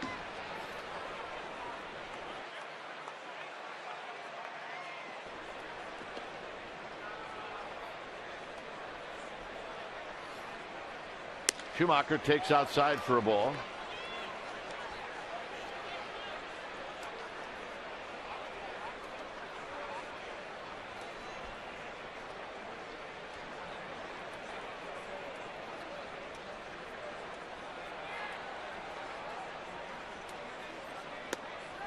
And a strike.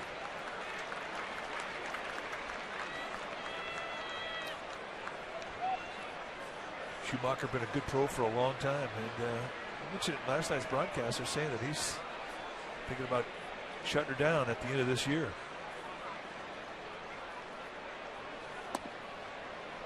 And there is no doubt in my mind that he wants to stay in baseball as a coach. He can do it. He's out of that Ryan Theriot mode, isn't he? Yep. He's a good baseball player.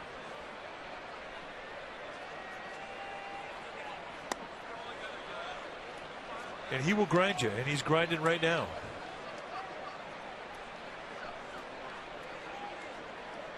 Ryan Theriot. I miss that guy. He's a good Giant. 2012, a difference maker. And he scored the winning run in Game 4 in Detroit in the World Series.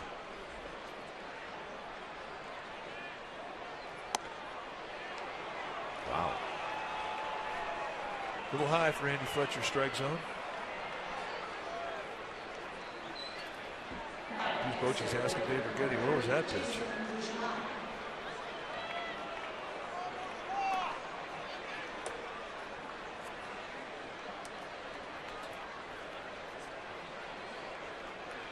So here's Bourgeois.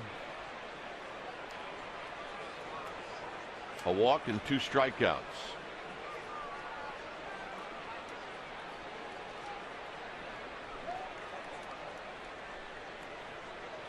Tough guy to double up too. He runs well. Slowly hit. My goodness, you saw that coming. And Bird's throw home is not in time. Bird saying they interfered with the ball down on the right field line, and they did. Bruce Bochy's going to come out. They'll confirm it. Some fan reached out and touched the ball right there, and that killed the ball. Fans do not touch the ball.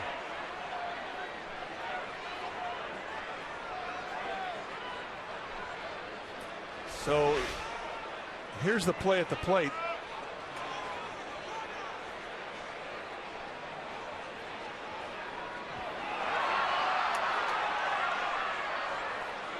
And I do think that he did.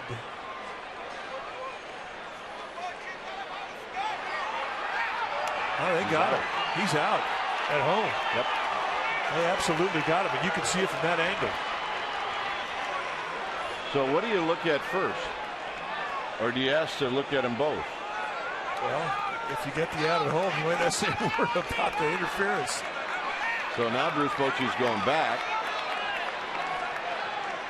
And he's going to say, I want you to look at the play at home. We don't really care about what happened down the right field line. Yeah, we looked at, yeah, we're fine with it. Yeah. But here's where this is what they want to have looked at. I mean, he touched, there's space there between the foot and the plate. He's out.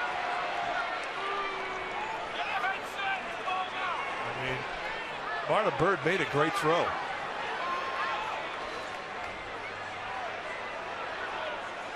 But now if they rule that the ball is dead because the fan touched it, well, then Cincinnati has a right to. But then they go back and say the ball's dead. Then they have to go back and try and place the runners where they think it would be. Correct. The guy touched the ball.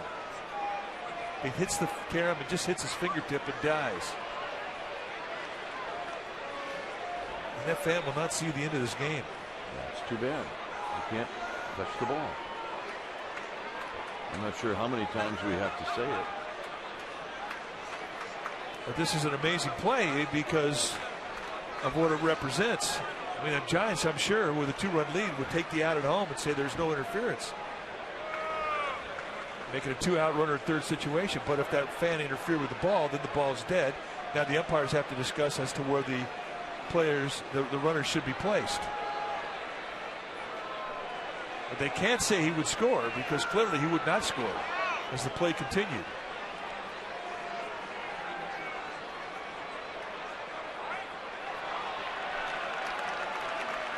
So Paul Emo, the crew chief, going to come out and talk it over with Brian Price, the skipper of the Reds. The Reds know exactly what's going on too. They've seen all these replays. So what Brian Price is going to argue for is the ball's dead. The fan touched it. And that'll put runners probably at second and third. With 1 out.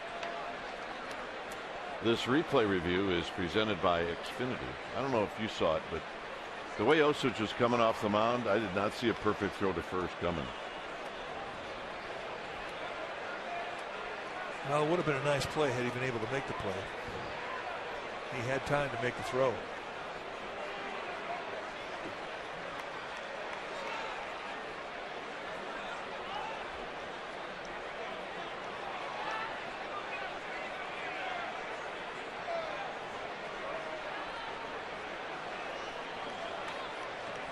So they're going to look at the play.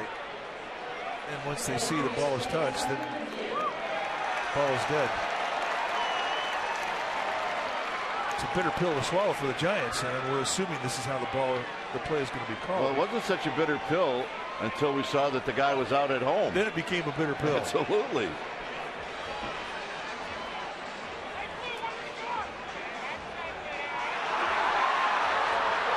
They just replayed the play at the plate here, and that's the reaction of the fans who are seeing that Schumacher was out.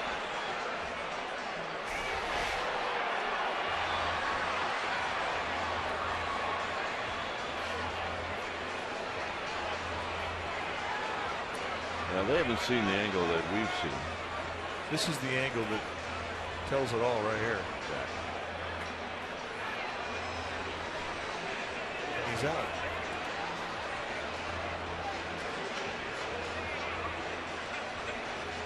So we wait, and this is going to take a while because you're going to look at 2 plays.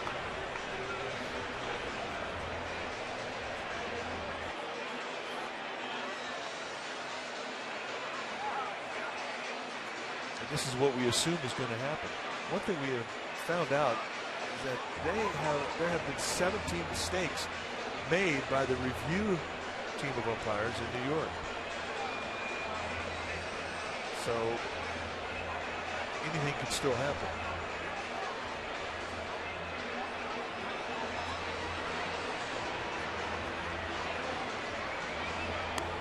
So the umpire's taking a long look at this, as you said, looking at a couple of different things. And you got the 2 thumpers coming up with Jay Bruce and Joey Votto. What makes it even more interesting is last night Josh Osich faced Jay Bruce And Bruce hit a 2-run home run.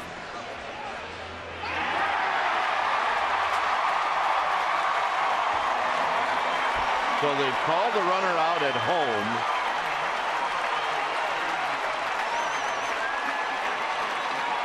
And now I'm assuming that Brian Price can have the umpires look at the play down the right field line. I'm assuming.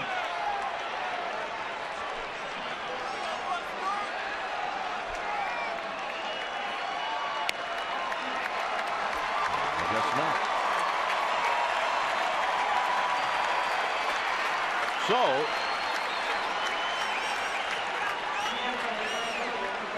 the out is at home. That's Schumacher. Wow, that's the best case scenario for the Giants.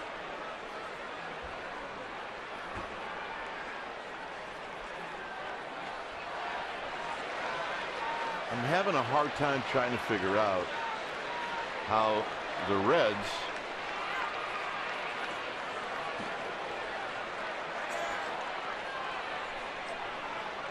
we're being told in the truck that the Reds did ask the umps to look for fan interference. And the ump said there wasn't any. So I guess the point I was going to make was having a hard time figuring out how the Reds got punished for fan interference. The umpires and the people in New York declared there was no fan interference. On the ground and a base hit. So it makes it a 5-4 game. And Bruce does it again to Osage. And Bruce Bochy said, you know what? I've seen enough. That's it.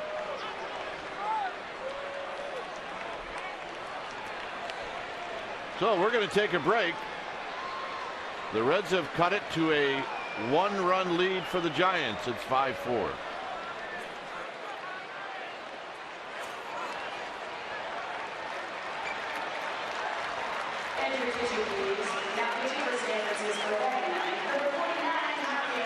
For the Giants with 2 outs and Bruce at first base. So here's the numbers for Lopez. 69th time he's come in. 37 innings amassed, 17 hits allowed, 15 walks against 24 strikeouts. And for Javier Lopez, who's going to face Joey Votto, you wonder how they've fared against one another. Lopez has faced him 9 times. Votto has 1 hit, a double.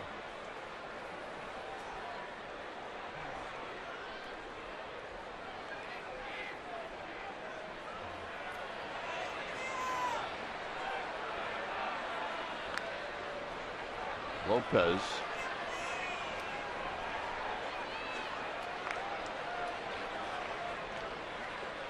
faced Votto yesterday with the bases loaded and he walked in. And he walked him on 4 pitches. Let's just hit on the ground to Belt, and it's going to go into right field. So now Bruce is going to end up at third. That ball shot right over the glove of Brandon Belt. And now the tying runs at third, and Bruce Bochy is going to come out again. So that'll be an error on Belt. And it really surprises me because he just doesn't make errors at first. Well, you think back to the collision that he had at second base in the bottom half of the 6th inning. And you wonder if that had anything to do with him missing with this. So this ball was hit hard. It comes up on him. But as you point out, I mean, he's got the best fielding percentage as a first baseman in the National League. He just doesn't make errors. So we're going to take a break. Strickland coming in. It remains 5-4 Giants. There's a first and third, and the new pitcher for Bruce Bochy is going to be Hunter Strickland. It's the 48th game that he has come into. 2-3 with a 1.99 ERA, 48 strikeouts against 8 walks. He has had a very solid season. He's going to be asked to get out Brandon Phillips and put an end to this inning that has been a bit strange.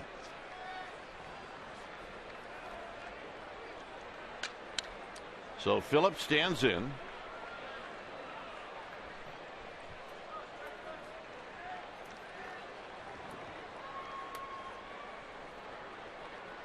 And Strickland at the belt in the pitch. And a check swing foul off the backstop.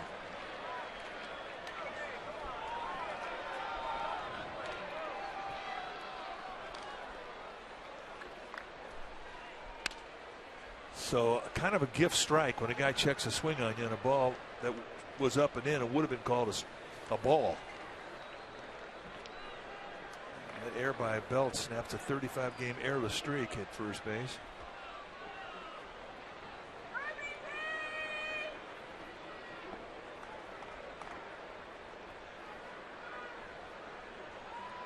No balls and 1 strike. And that's hit high and foul on to play. That's a 98-mile-an-hour fastball. He doesn't come up there naked. I mean, he's got some stuff. We've seen 99, we've seen 100, and what we've seen out of him is consistency with the volume on that fastball. He's got a slider and he's got a split.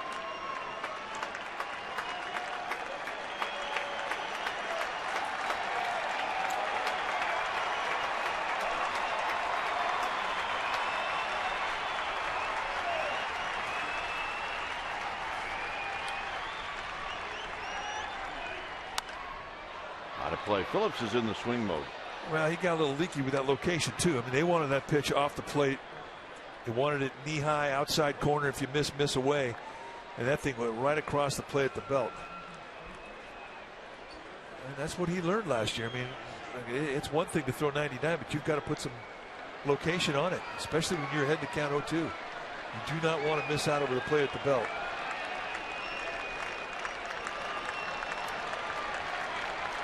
A long top of the 7th inning. A lot going on.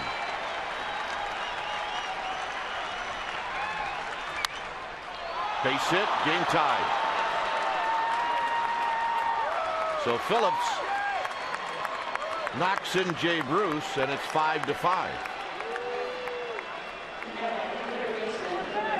The easiest area to defend is between the belt and the letters. And for Phillips, I mean, he's a guy that likes the ball out of the plate away. Just go with the location in right field. I mean, that's a great 2-strike, 2-out at bat. Swing mode.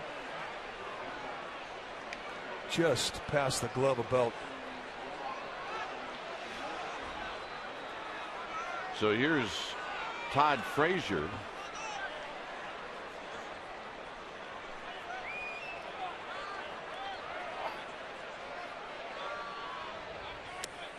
Swing and a miss. No balls and 1 strike. Swing mode.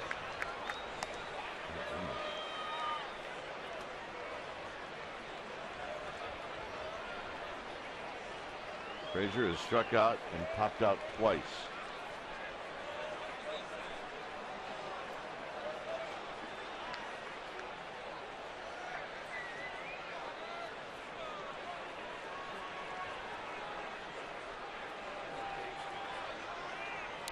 Swing and a miss. Well, he makes the adjustment here. He gets the ball down, and twice he's had Frazier swing at knee-high locations away. One thing about a reliever, I mean, you give it up, tie a ball game up because of a location mistake, you cannot dwell on it. You've got to move on.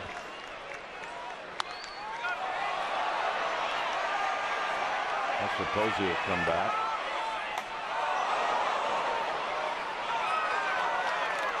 So it stays at 0-2 swing mode, Jerry. That's what these Reds are doing right now. I don't think Phillips and Frazier have taken a pitch yet. They have not.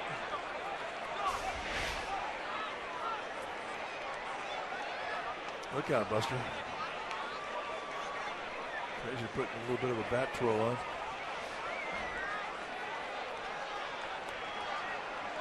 That last 0-2 pitch was a hittable pitch. Absolutely.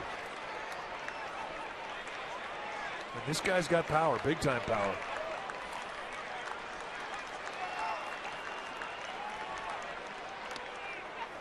In the dirt, it's 1-2.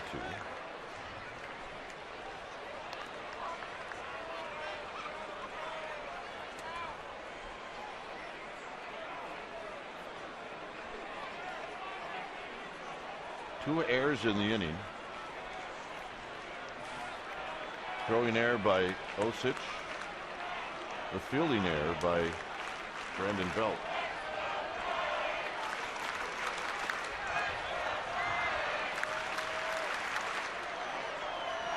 Look out.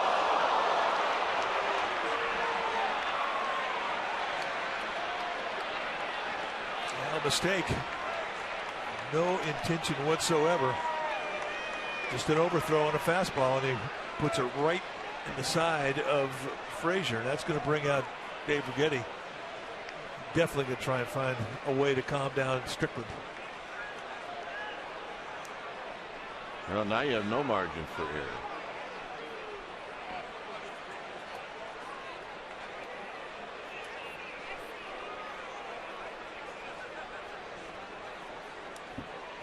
So a walk in error, a single in error, a single, and a hit batter.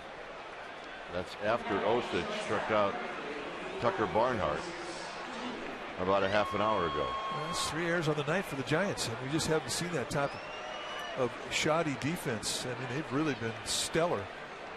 They rank second in the National League in defense. They've made 69 errors on the year now, counting the 3 tonight. The only team with fewer errors in the National League are the Dodgers.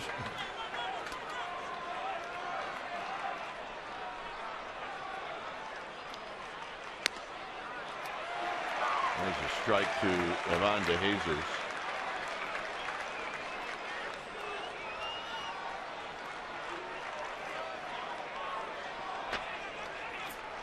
Still tied in LA. That game is in the 9th.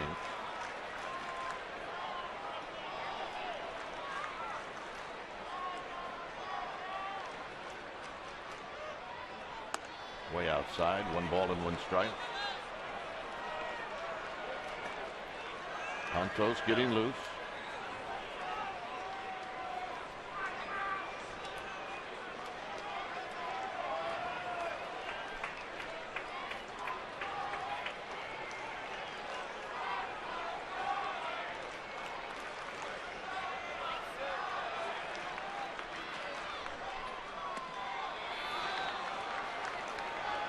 Cut fastball away. DeJesus putting on a pretty good eye here, so 2-1 count simply means you got to get in that strike zone. DeJesus has already had a big hit in this ball game. He had a triple that knocked in 2 back in the first inning.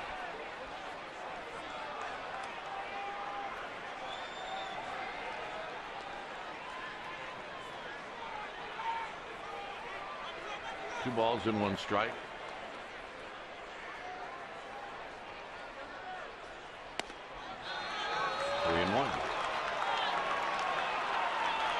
So now you take a bit of a walk, you find your composure. It's a pretty predictable pitch, and DeJesus is a pretty good fastball hitter. You got to come in. You've got to get in there.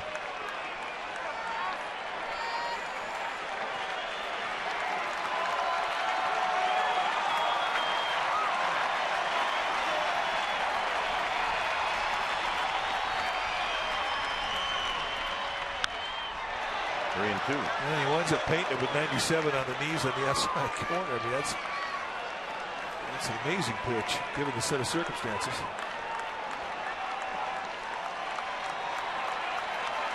Now the runners will be on the move.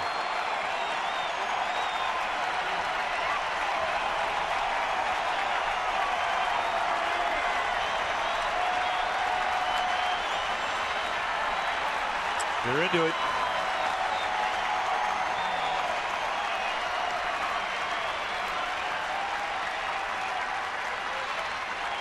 Timeout is called.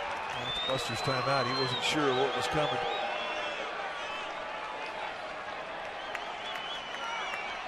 Something was not right. Reboot.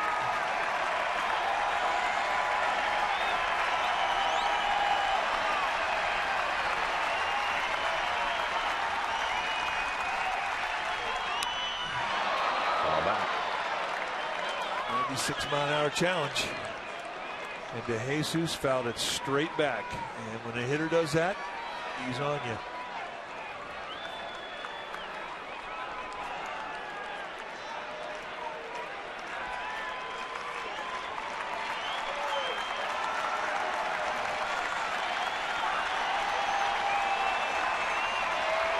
One thing Strickland does is he makes it personal.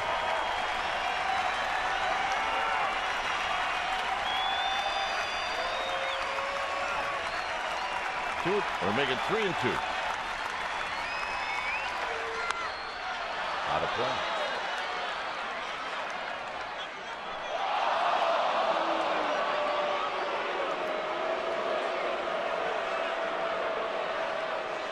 Votto's at third. Phillips at second. Frazier at first.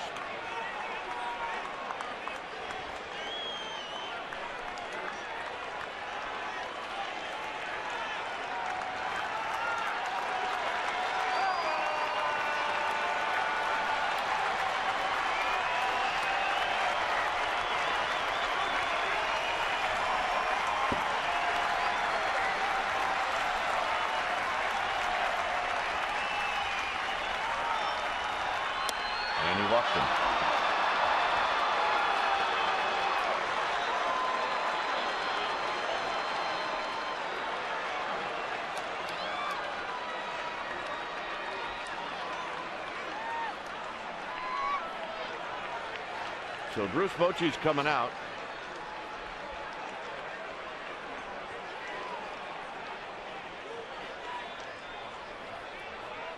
Going to be a double switch.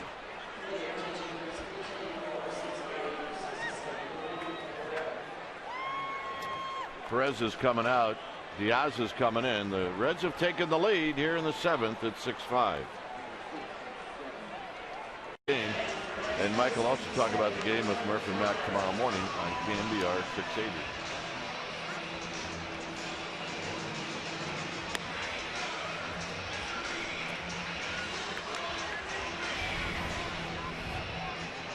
George Cantos, the new pitcher now for the Giants. 3-2 with a 1.83 ERA on the season. And for Cantos, low 90s fastball, 2 types of movement. He'll cut the ball. He has a hard slider and a changeup.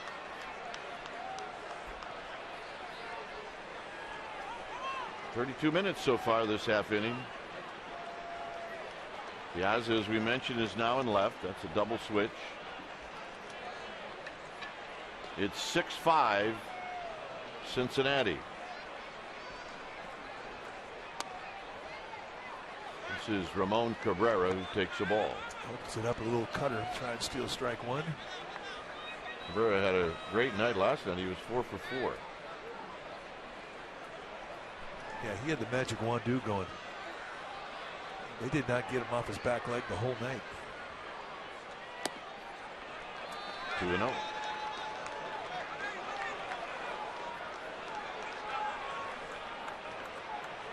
Well, George Cantos has worked himself into a get-it-in situation here on the 2-0 count.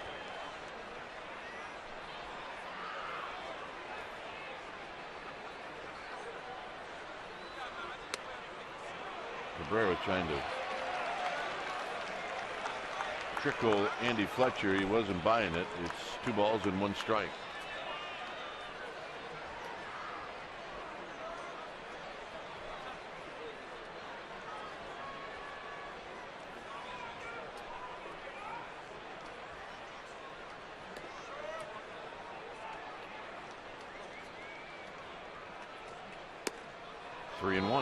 And again, a get-it-in situation.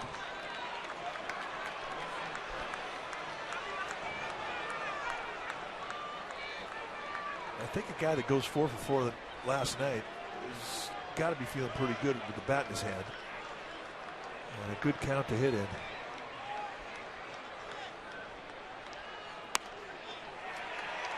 looks like he's in the take mode the whole way. Goodness, 3-2. He did the same thing on the 2-0 pitch. He was moving around like he was trying to deke the umpire.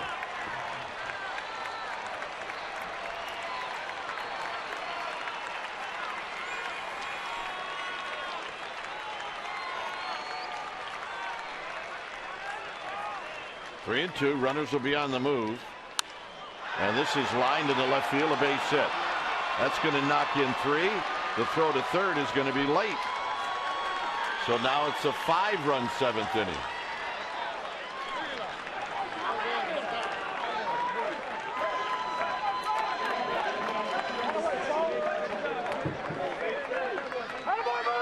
And the guy who led things off, Barnhart, is going to step up with 2 outs and runners at the corners.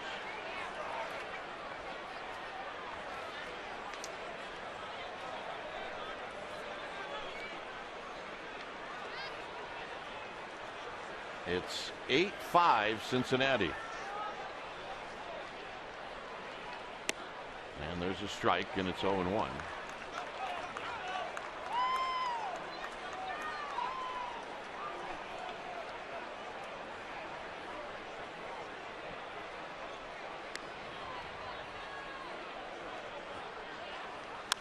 Out of play.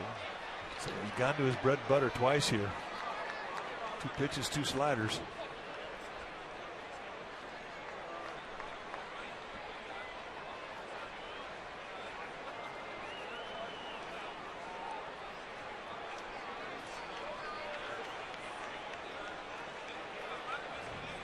Dan's trying to get off the field. Sometimes that's not an easy thing to do. Sometimes it's not.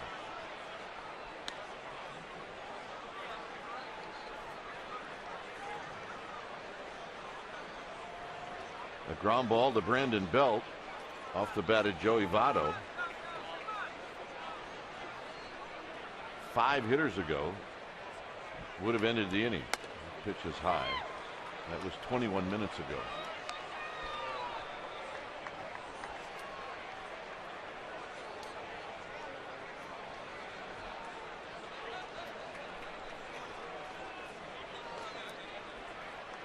Posey wants a hard slider here. To the backstop. Buster gets to it. To Contos. They got him.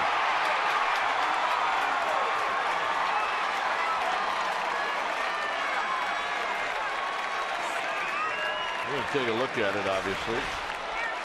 All right, did they get him? I believe they did.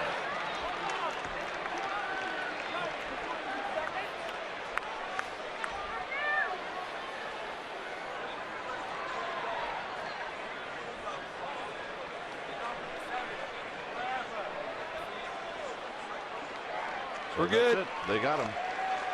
So that's how the top of the 7th inning ends. It was not pretty.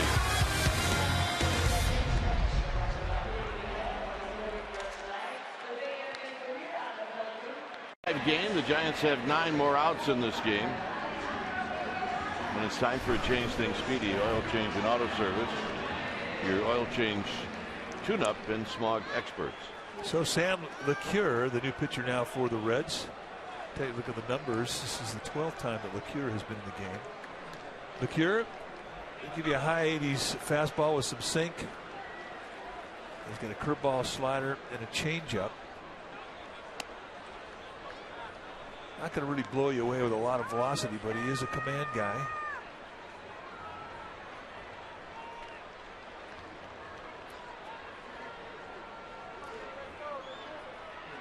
So Diaz trying to get something going as he takes another strike. It's 0-2.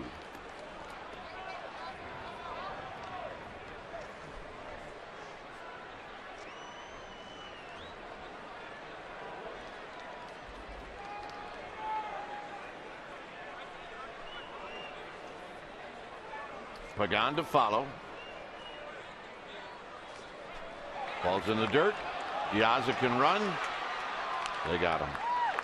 Check in with Amy G. All right, gentlemen, all season long we've been talking about Giants in the community, and it's been sponsored by PG&E. Tonight we're going to talk a little bit about PG&E and what they're doing at tonight's Giants game. They're putting on a campaign. It's called Step Up and Power Down. It is simple steps for businesses to reduce energy waste. They're making these really cool 3D signs all throughout different cities in the Bay Area. Easy reminders like shut down your computer at the end of the day, or turn off a conference light in a conference room lights at your business. If you are interested in getting more tips, check it out, stepupandpowerdown.com. It's pretty cool, guys. Yeah, that's good stuff. I'm impressed. Here's Pagan, who takes a strike.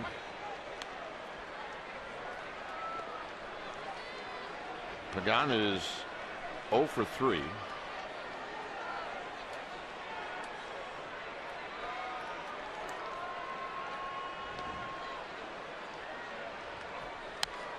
fouls this one back. It's nothing in 2.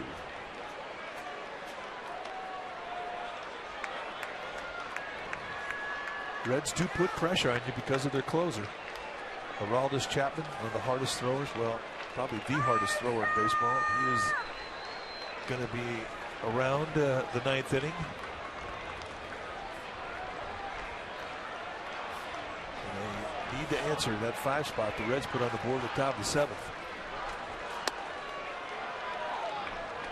1-2.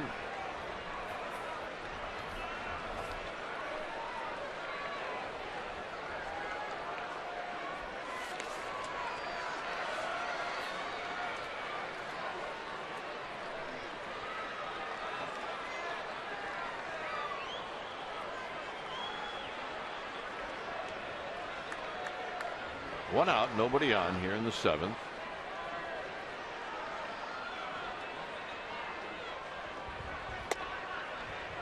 Two and 2.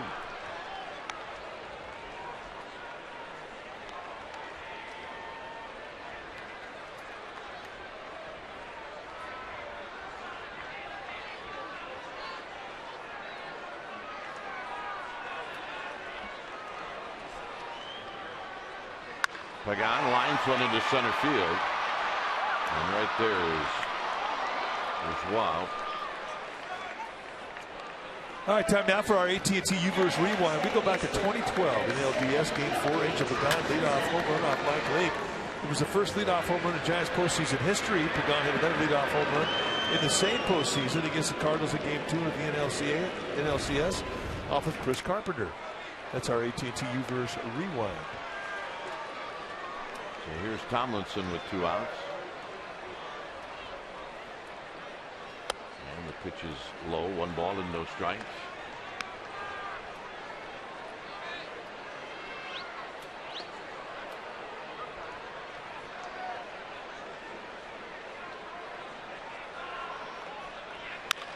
On the ground to short. And that'll end the inning. So LeCure with a nice shutdown inning. 8th inning coming up. Get highlights, reaction, and analysis, and it's all coming up right after the game.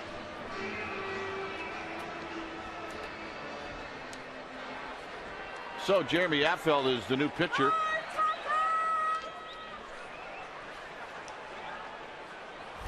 Let's take a look at the numbers for Affeldt as he comes into his 46th game. Been whittling down his ERA, down at 5.40 now. Was in the 6s. 2-2 on the year. Low 90 sinker, big curveball, and a split.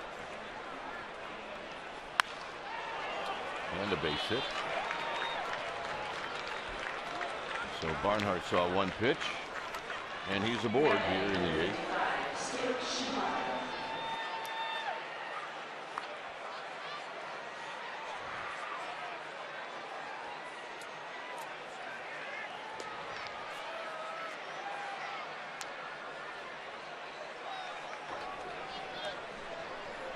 So here's Schumacher.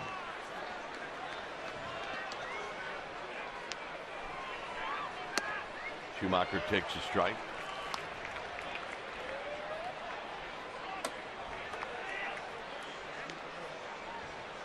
Schumacher, he's the one that got things going in the 7th with 1 out and nobody on. He drew a walk off of Osich.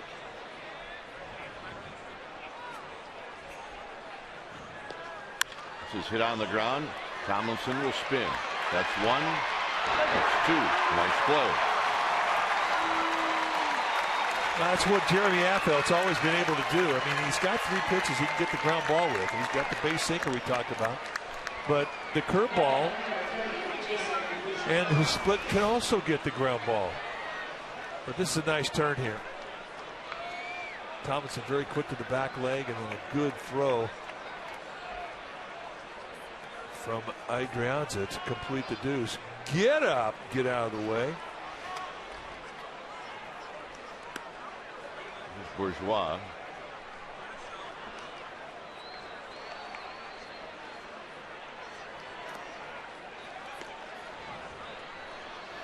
He reached on a Osich throwing error in that 7th inning.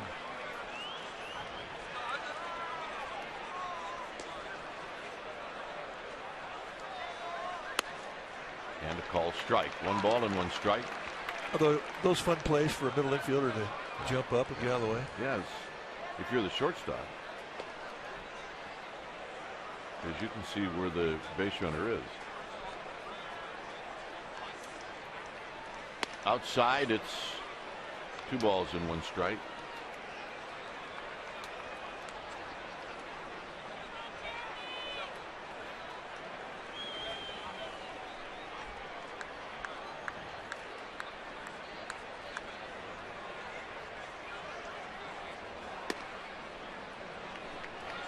Three and 1.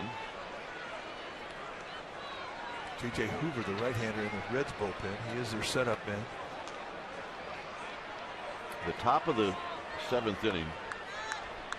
Just a minute or 2 shy of 40 minutes. Yeah, that was a rough inning. There's a strike. A lot of free gifts at 90 feet. A couple of errors. And a hit batsman. A couple of walks. Wild pitches, replay reviews. Guys thrown out at home. Fan interference. That wasn't called. Phelps got it. And that'll end the inning. Bottom of the 8th coming up. Giants have work to do. We'll be back. That was a better inning. Reds and Giants. Pregame live at 6:30. And then we'll have the game for you right around the top of the hour, right here on CSN Bay Area.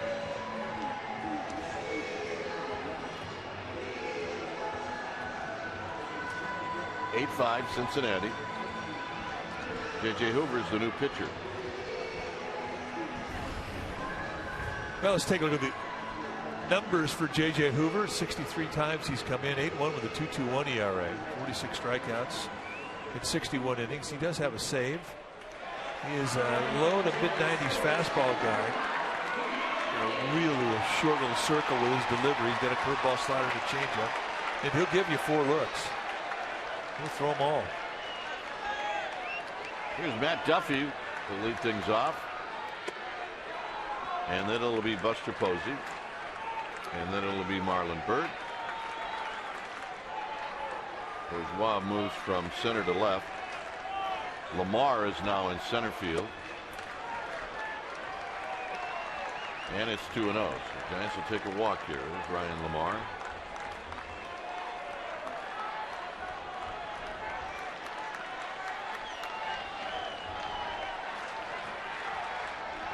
Duffy takes a strike. It's 2 balls and 1 strike.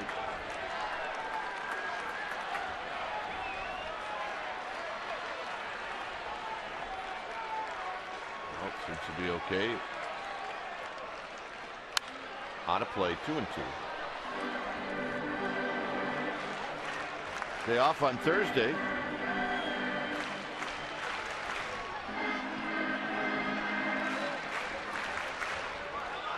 Days off in September are very much a welcome sight.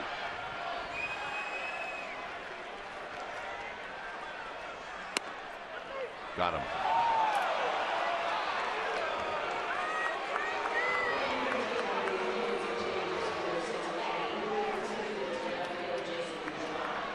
Thing about Hoover is that he can spot the fastball as good as anybody on that staff. I mean, he can throw darts with it.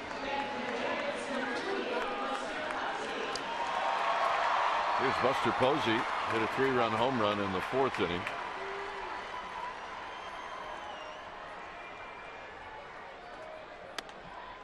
And the first pitch is wide. It's 1 ball and no strikes.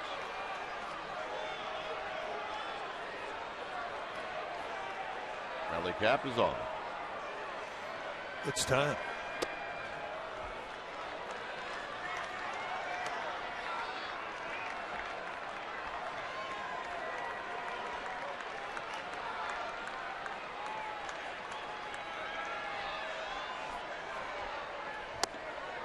You know.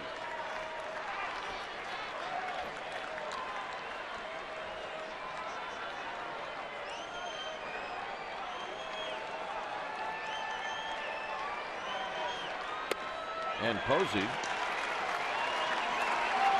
takes a walk. Fourth inning down 3-0, 2 on, and a 2-strike count. Buster Posey takes John Lamb out. That tied it up. Big swing of the bat.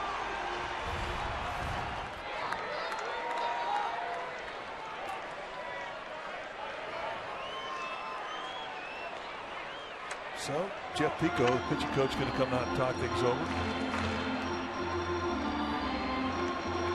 Aroldis Chapman, the closer, is getting loose. I'm sure Brian Price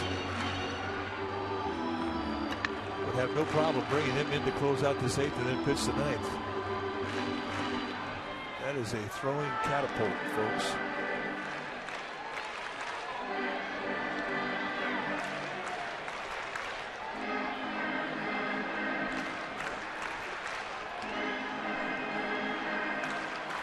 Garner getting loose again.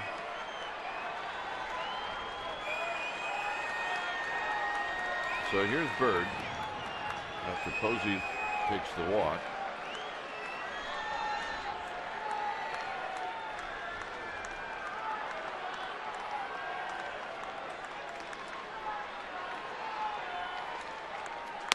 And the strike, and it's 0-1. Bird spins around and says to Andy Fletcher, "Really?"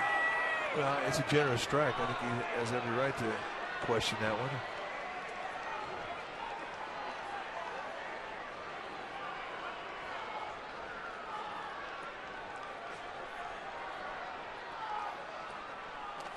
And Posey will move on down to second.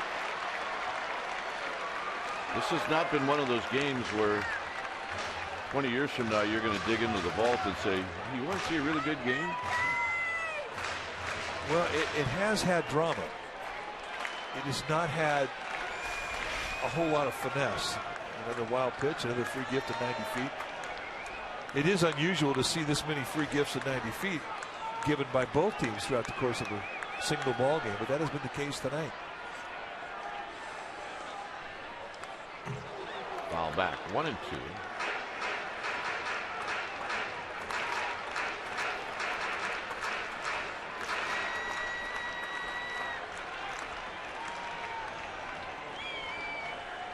But as weird as it has been, there's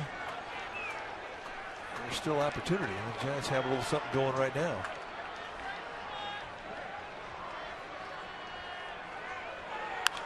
Out of play, and it'll head towards the upper deck and then down below.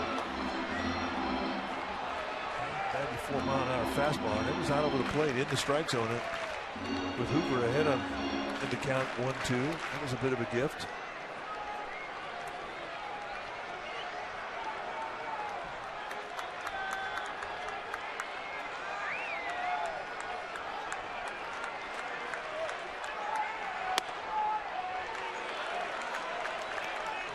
Coming back with a fastball, trying to get it on that inside corner. Now Barnhart, the catcher, is going to come out and talk to Hoover. Said, "Dude, we have a 3-run lead. We're not walking anybody, are you?" Yeah. A walk here would probably bring in the big guy. You know, a walk here would bring Chapman in. I mean, he may come in regardless anyway with the left-handed hitting Belt on deck.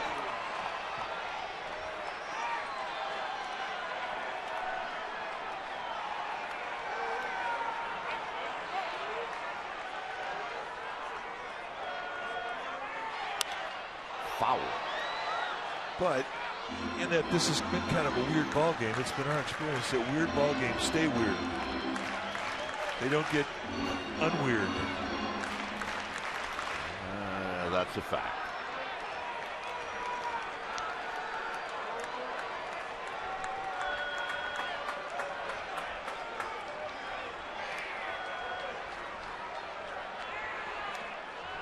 Three and 2. Easy take there. They're pretty much fastball, curveball is all we've seen from Hoover.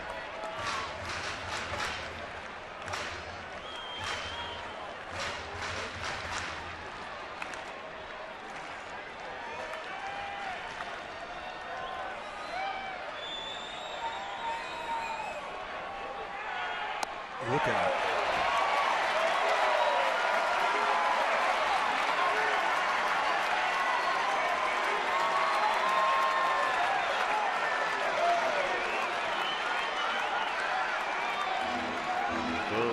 going to try to get a 5-out save from Chapman.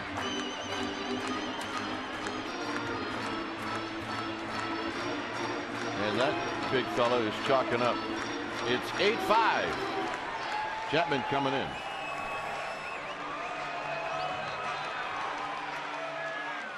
Sitting Giants have runners on with 1 out. 2 walks. Posey and Bird, and there's Chapman who's going after Belt. And those are the numbers for Chapman. He's got 30 saves on the year, 105 strikeouts and 58 in the third. That is not a mistake. You're going to see the best in fastball, at least in the National League. We haven't seen all the American League, but he'll go anywhere from 96 to 102 miles an hour, and that's no exaggeration.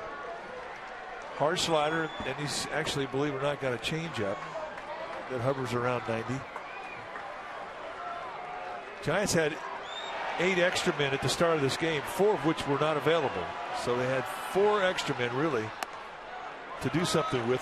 3 lefties and 1 right-hander, and that's Jackson Williams, the backup catcher, which is why you see Madison Bumgarner in the on-deck circle. That is the pitcher spot.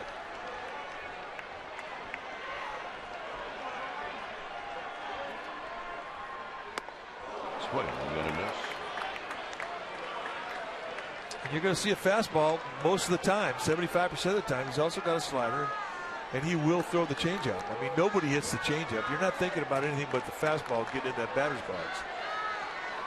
According to our notes, Belt has never faced Chapman until right now.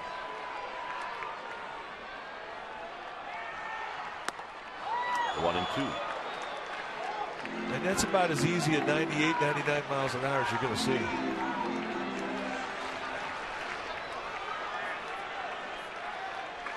Belt, the last month, has had great numbers against lefties. That was 362. That would be against normal lefties. Mere mortal lefties. And it's high, 2 and 2.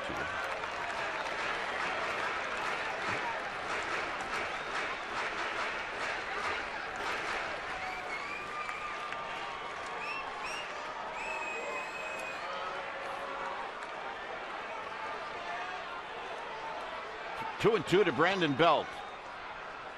Got him. Just country hardball.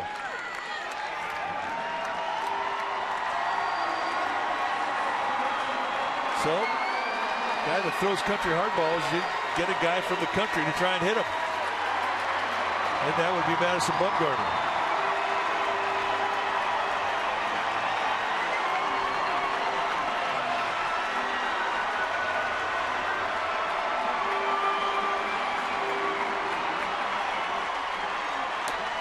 Well, I'll guarantee you this. This will be a spirited at bat.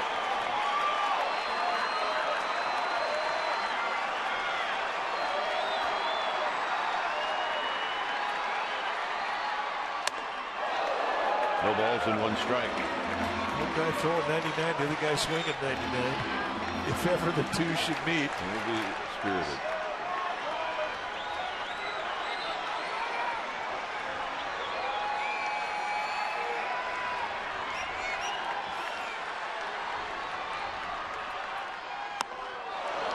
Two. 101 to with cut, and I'm not even sure if that's legal.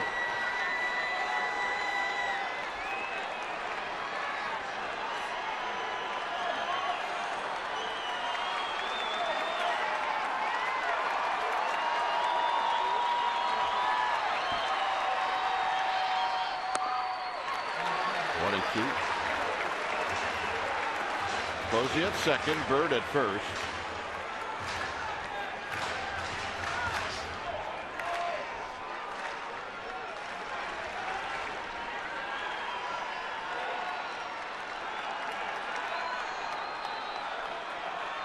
Bumgarner waiting.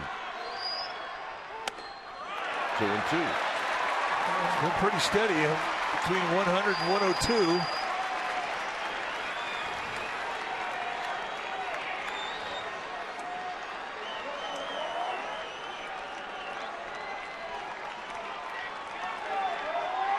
Every pitch has been a fastball.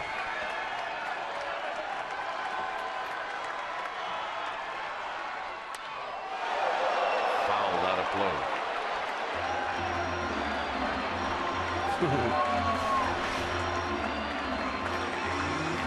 Just fouled it off. Even if he makes contact, he might break the bat in 700 pieces. He was right on the label.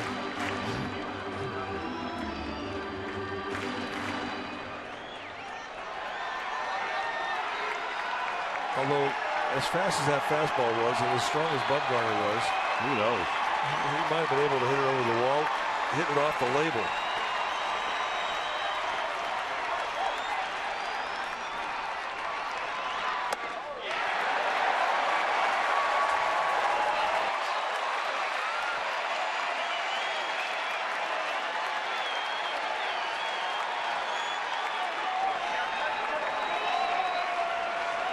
Three and two, runners will be on the move.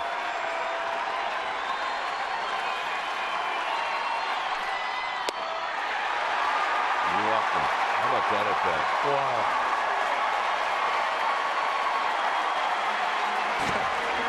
3 walks. And let's take a look at the sequence. There's how it started. And it's a quick 0-2. And it just kept pumping fastball after fastball. That was 102. Missed high. And then he misses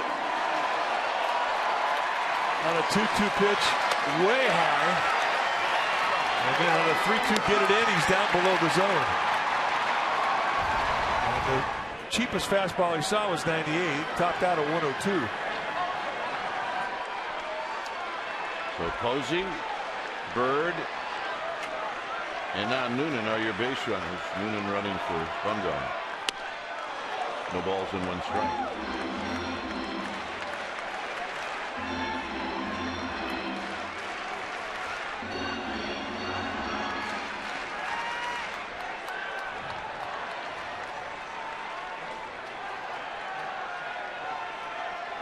The Reds are playing straight away in the outfield. They're not doing doubles defense at all.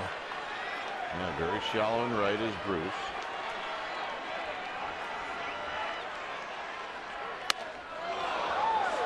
Oh, and 2.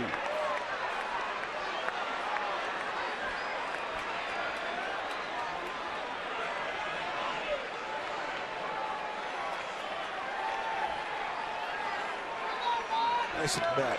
Madison Bumgarner. Nice at bat.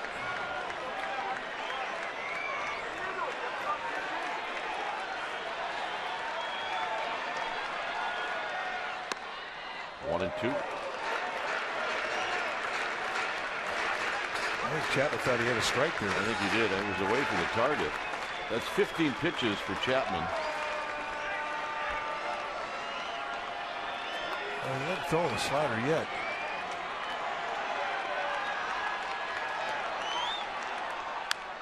Got 5.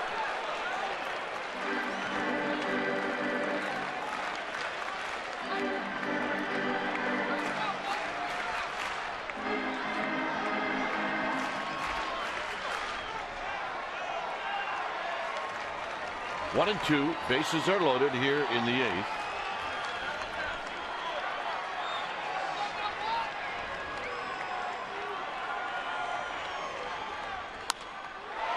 Out of play down the right field line.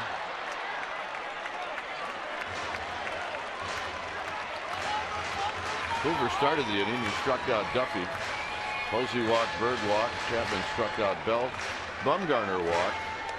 It's 1 and 2 to A-Ray Adrianza.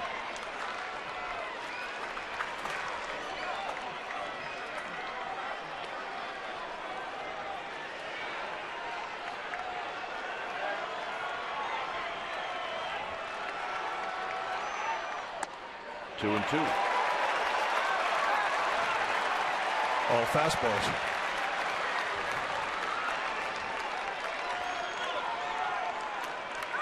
Alejandro Diaz, left-handed hitter on deck.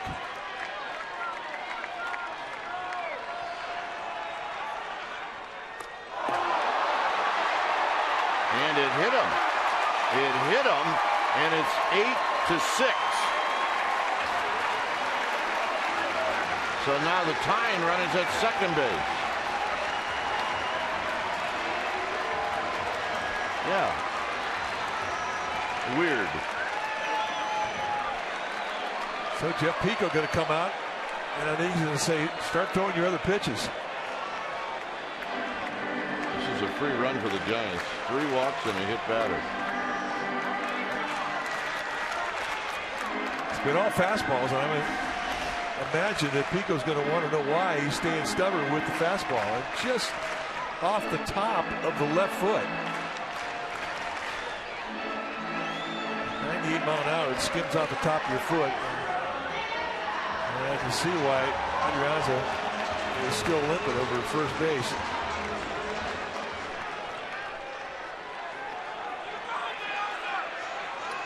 So here's Diaz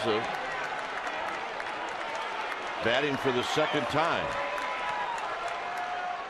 And he takes a good rip and he fouls it back. And he's got power.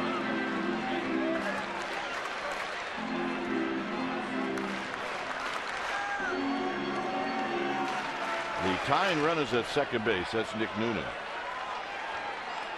Diaz's batting practice is as entertaining as anybody in his Giants team. He could run into one. 1 ball and 1 strike. And that's the first breaking ball that Chapman has thrown.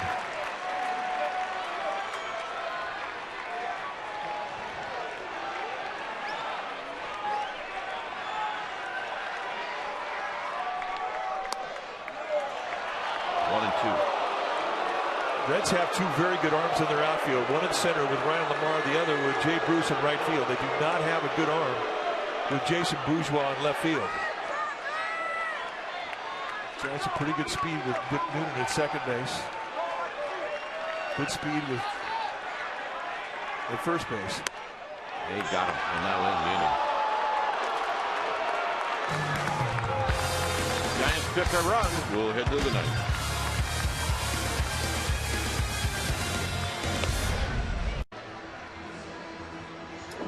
Well, on tonight is Sportsnet Central after Giants postgame live right here on Comcast Sportsnet Bay Area.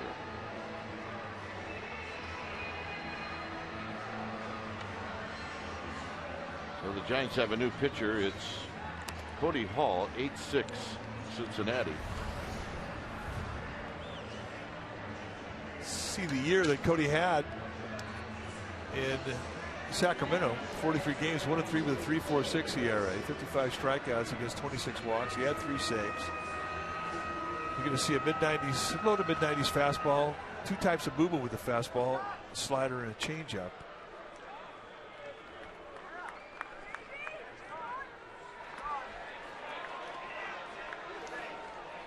Cody Hall is going to take on the beef of this Cincinnati lineup. Beef indeed.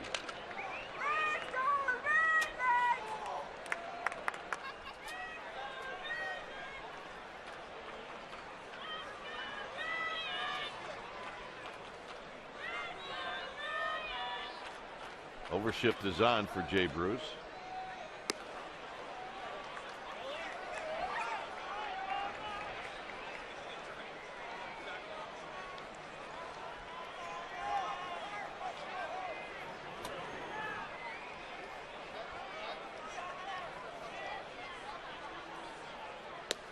Bruce has had 1 hit, and it was in that horrible 7th inning. Got the base hit off of Josh Osich.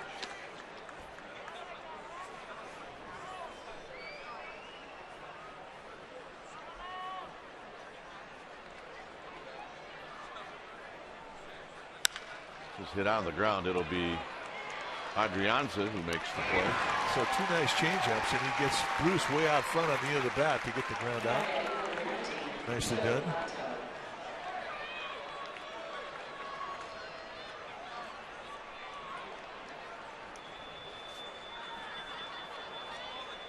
So here's Votto.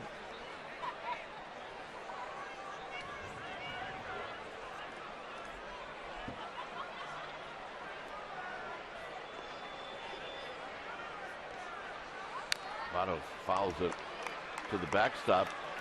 They're in extra innings in LA. It's 3-3 Rockies and Dodgers, and they're playing extra innings in the rain.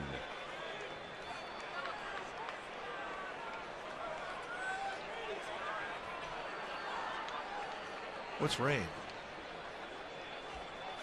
I've heard of it. Never really seen it. It'd be nice to see heavy rain to the north of it, wouldn't it? Yeah, you're right. Lake County, Napa County. They could use some.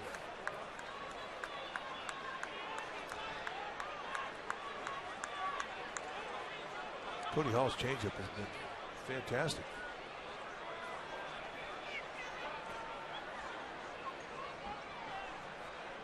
Try and ladder climb him with a fastball. Good pitch. I think that kind of shocked Votto. He was not ready to hit that pitch. That doesn't happen very often. Especially the mode that he's been in lately. He's been on fire.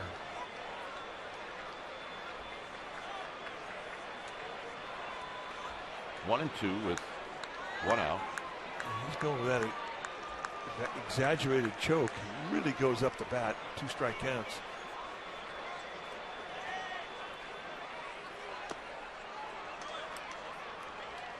I can't remember a power hitter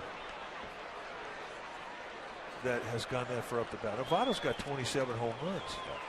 I mean, that qualifies the guy as a power hitter. And he is way up the bat.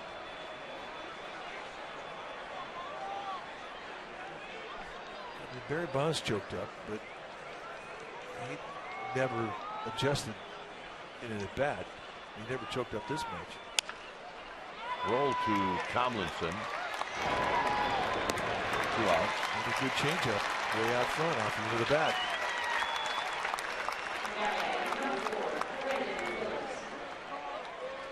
So here's Phillips.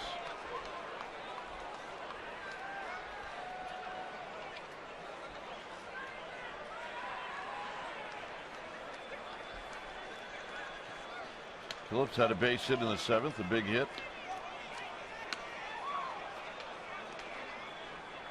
There have been 14 pitchers in this game. 6 by the Reds, 8 by the Giants.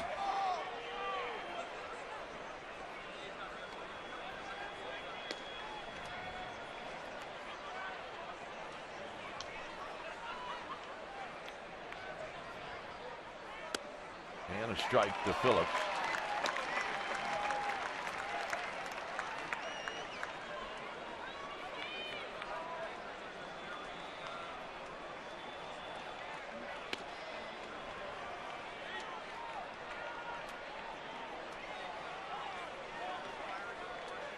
Colorado has taken the lead in Los Angeles. Well, that's good news. Well, on my iPad, it's 3-3 with a man on third. Sorry, I didn't want to spoil it for you. Can we get a spoiler alert? It's 0-2 to DJ LeMahieu with a runner at third in Dodger Stadium. According to your iPad. According to mine.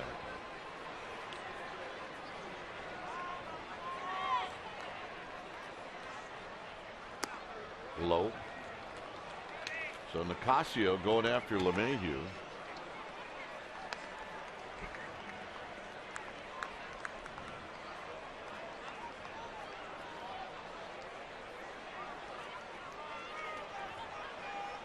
One ball, 2 strikes.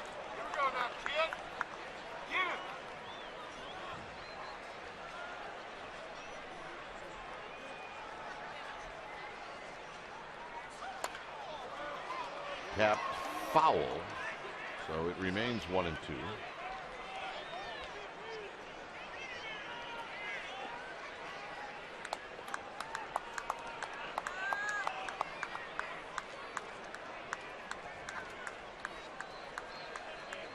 Last pitch, another good changeup.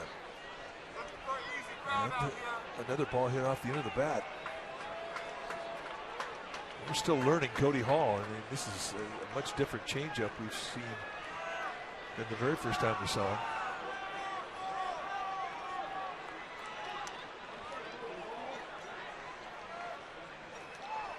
One and 2. You got him. So, top of the order coming up. The face Chapman. It's 8-6 Cincinnati. right here on CSN Bay Area. Tonight, Alex Pavlovich will have post-game notes and comments. Jim Tomsula talks about the day after the big win. Warriors making news. That's right. The Warriors are making news. All that more right after post-game live on Sportsnet Central.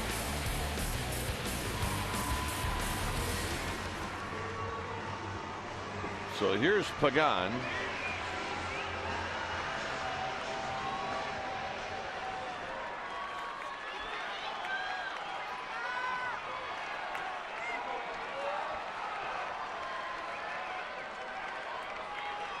Pagan to lead things off.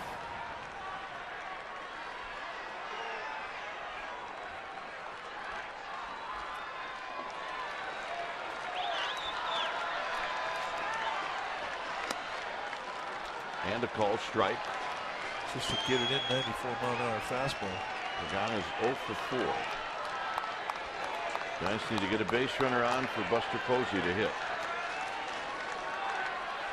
Or two.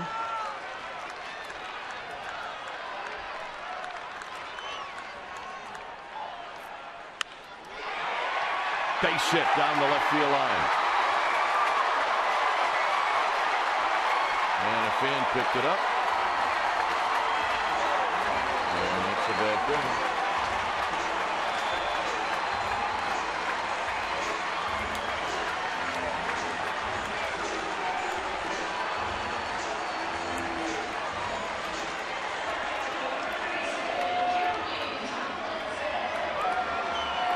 Well, nevertheless, a great at bat from Pagan, and he does it on a slider.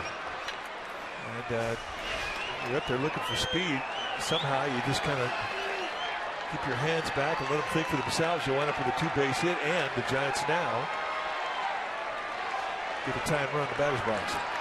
So here's Tomlinson, who fouls it back.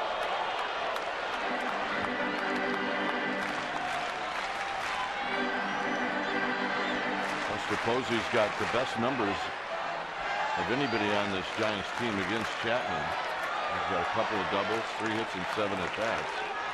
But first, it's Tomlinson and then Duffy.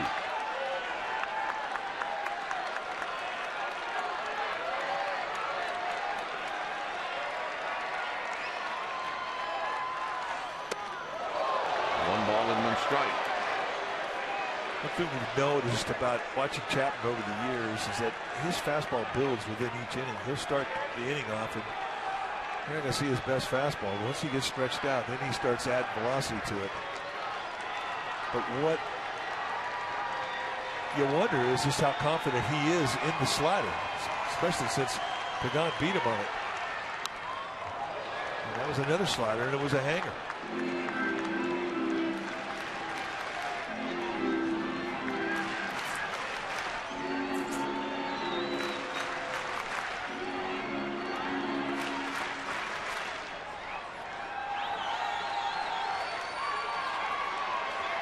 One and two to Tomlinson.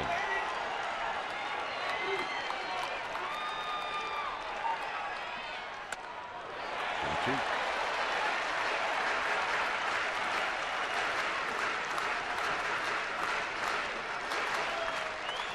Rally cap is on. Game face working.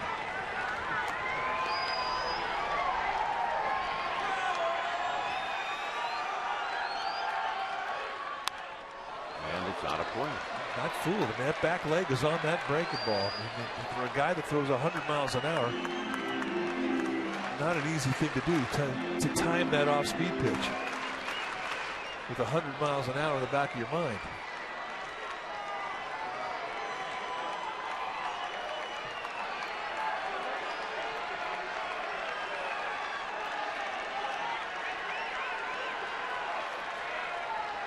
Two balls, two strikes. Takes his bat on the ground to short. And Tomlinson retired. And here's Duffy.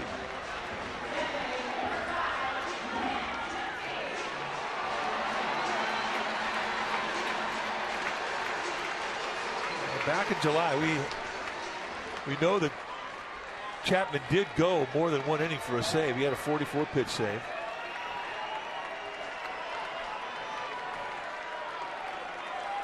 So here's Duffy.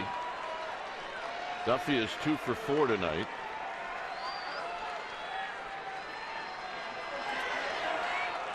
In that game in July, he threw 2 innings. It was not a save situation, but he did extend it out. So 1 in 31 pitches is going to affect this guy, not really.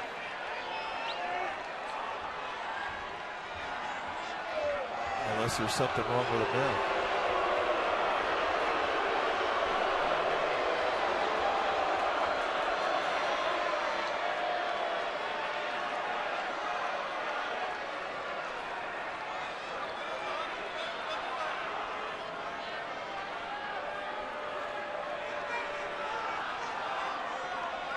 He's at 31 pitches, as you said.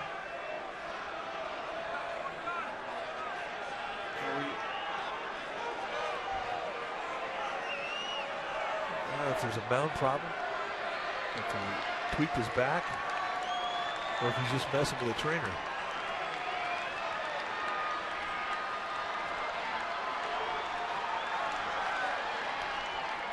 So here's Duffy.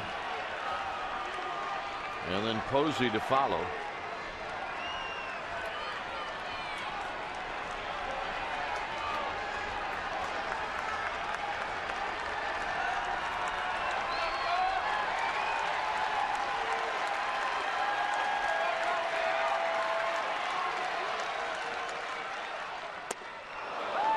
Duffy was going to try to ambush a fastball. It's 0-1. That's the best breaking ball he's throwing.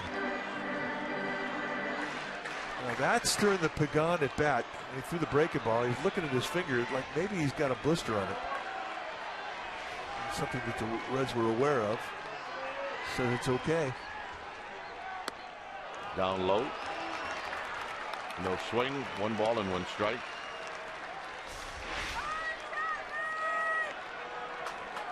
He steps off here and takes another peek at the finger. So it may be a blister problem. 1 ball and 1 strike. Duffy on the ground. Frazier swings it, and it gets by. Coming in to score is Pagan. Tying run is at second.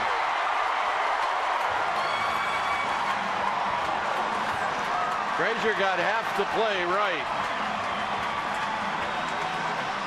That was the part of the play where you catch the ball. I don't know if Pagan could have been a bit of a distraction. He's normally very accurate with the arm. But here, this is a great play. He takes away what we thought was going to be a hit. He might get it. Duffy might get a hit in the end. It might be ruled a hit in an air. We don't know. But a game that has been weird all night long just continues to have that theme.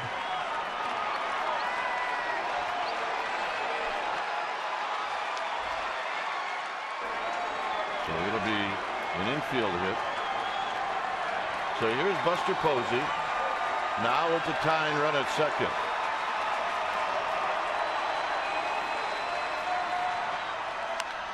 And a base hit to left field. They're going to wave in Duffy. Here's the throw. Game tied. Buster Posey does it again.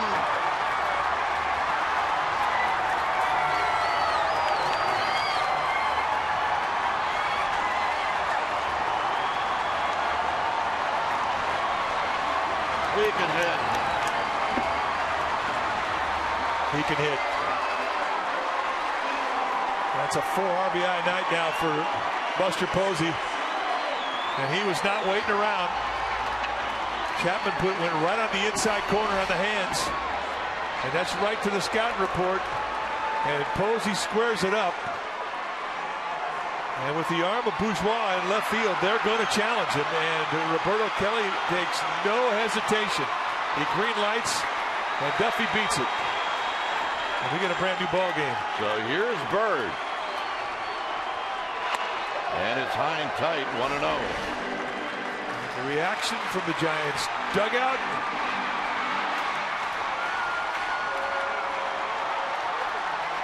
Euphoria.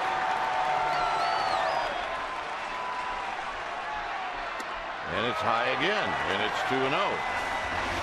And here's the play at the plate. Get that toe on the rubber, and he does.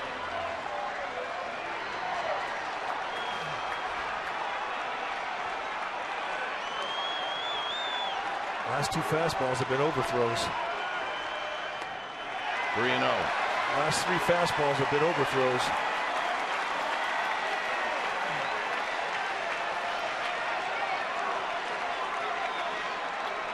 Now there's a base open. Belt is on deck, and then following Belt is the pitcher spot. Reds have a massive red alert going on in their bullpen. And a strike to Bird. It's 3-1. Giants would have no problems with Marlon Bird just taking a good swing right here. No, we would see Jumbo Diaz and Tony grounding the left-hander. They're getting heated up as quick as they can.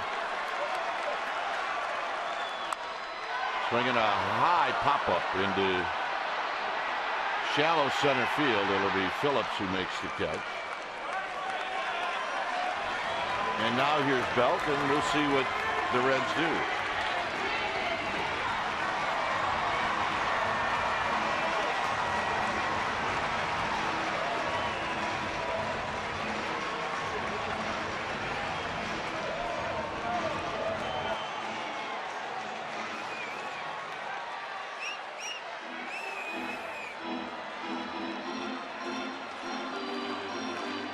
So Brian Price, manager, coming out. They're going to let Chapman pitch to Brandon Belt as you see Mike Leake start to get a bat. The pitcher spot is behind Brandon Belt.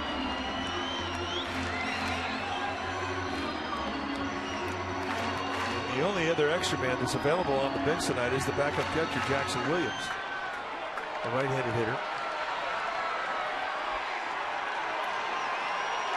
I think the word was,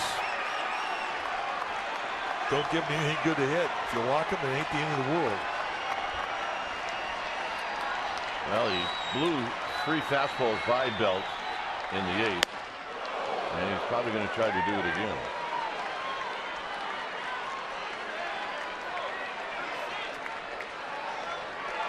It'll be pitch number 42 coming up. There wasn't a lot of respect with that first pitch challenge fastball.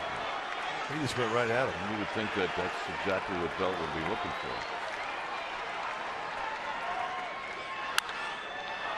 And this should end the inning. And it does. As it rolled in and out of the glove of Frazier, but he hung on. So the Giants tie it up. Buster Posey's base hit knocks in Matt Duffy. It's 8-8. We'll go to the 10th.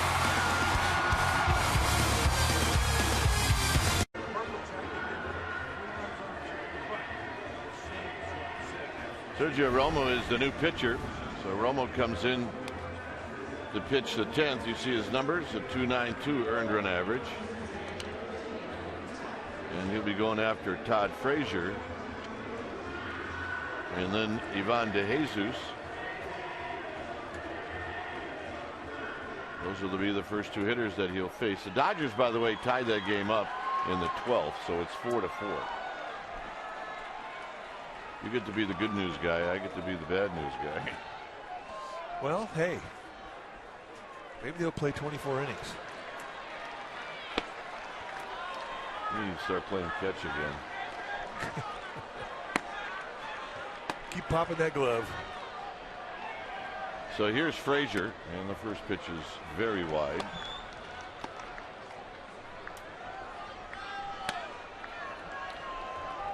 Frazier tonight 0 for 3. He was hit by a pitch in the 7th.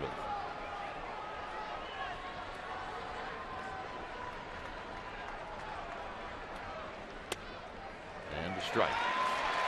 Paint outside corner to knees. You get 4 different looks with Romo on the mound. He's got 2 types of fastball, 4-seam, 2-seam, the no-dot slider and the changeup. You hit off from right hand, you're pretty much going to see 4-seam fastballs and the slider, a lot of sliders. High and deep to left. This baby is gone. And just like that, the Reds take the lead here in the 10th.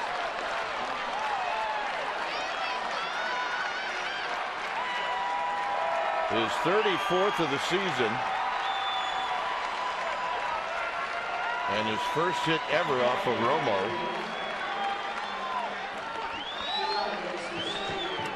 And now the Giants have work to do again. 49 in the third innings. That's just the third home run that Romo has given up. I mean, I did not see that coming. So here's DeJesus. And DeJesus takes a pitch that runs inside. 1 ball and no strikes.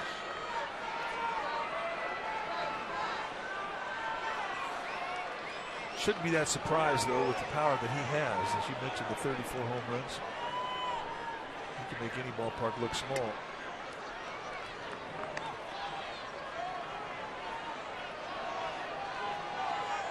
And that was not a cheapie.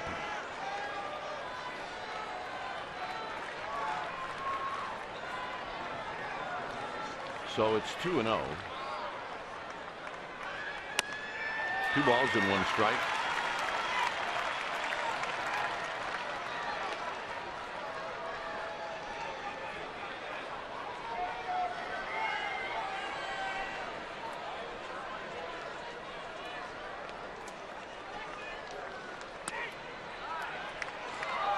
Just a bit low.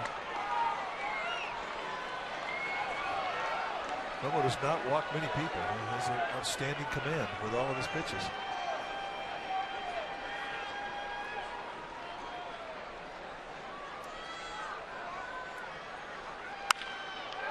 And a base hit right past the diving Adrianza.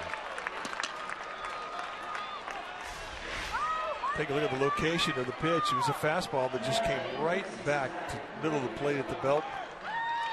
And that was a gift. And for a guy with power, that's where he can hurt you. And hurt him he does.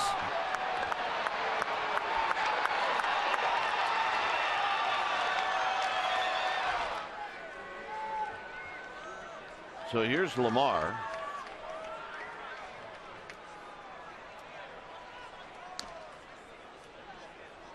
Lamar batting for the first time.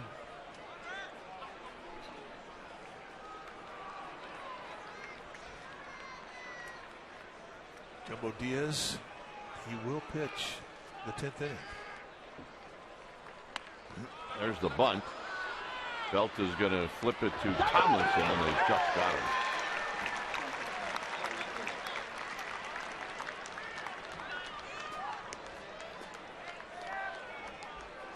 So Lamar's retired on the sacrifice bunt, and the hitter is going to be the catcher, Barnhart. Good play, not an easy play. Lamar can run. We'll reach back from Tomlinson and just get that toe on the bag. Gotcha. But the Reds get what they want, a productive out and runner in score position. This is hit on the ground to Belt. Belt will juggle it. He'll get the out. And on the play, DeJesus moves to third.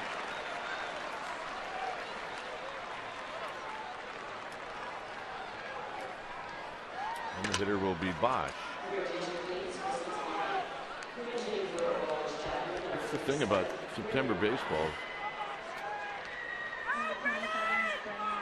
With the expanded rosters, you can run out some pinch hitters.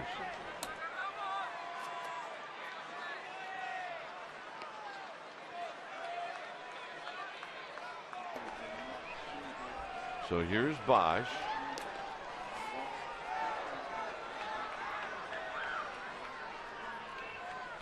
And Bosch rolls this one to Belt. Belt's going to have to make a nice play, and Romo covers the bag, and that'll end the inning. So Giants have to try to do it again. It's 9-8 Reds.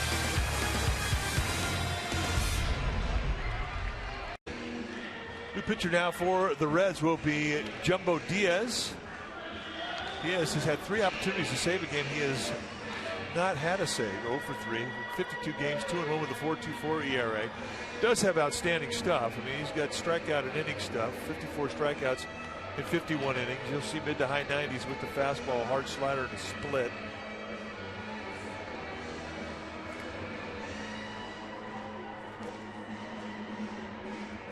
And as we mentioned before, the Giants started this game with 8 extra men. 4 were not available at the start of the game, all left-handed hitters.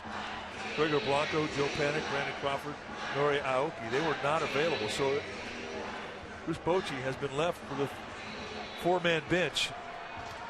And he's used 3 of them. The only guy he really has left available is Jackson Williams.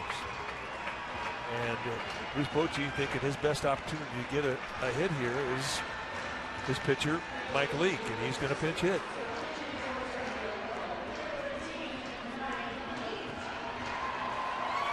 Well, the Reds know this man better than anybody. As they did Sunday. Saw 1 pitch, gone. Juicemer Despaigne, a challenge fastball on the first pitch. It was a 3-1 ball game. Padres leading. Mike Leake hit it out of here. Made it a 4-3 game. Giants were going to win that game. That was the big swing of the bat.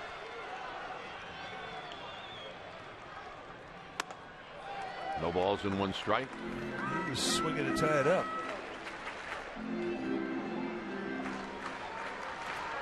He is a good hitting pitcher.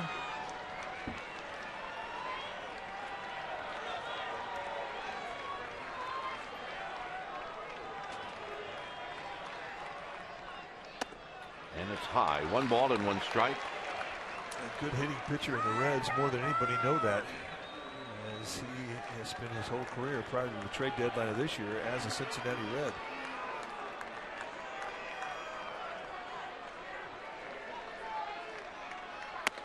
Two balls and 1 strike. Away. And I think if you're a Cincinnati Red reliever, you're pretty much conditioned to pitching away in 1-run games late because of how small their ballpark is.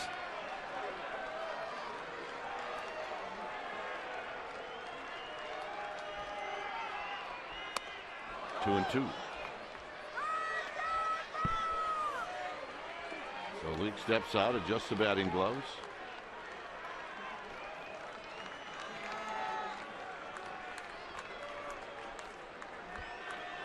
Adrianza to follow. And then Diaz. Got him. 98-mile-an-hour fastball right across the letters. So 5 pitches, 5 fastballs. And the Reds get the first out.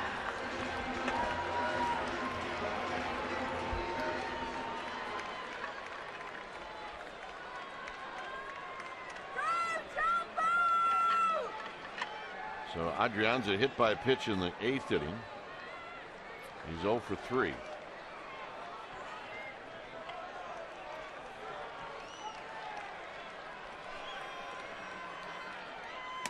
And the first pitch very high.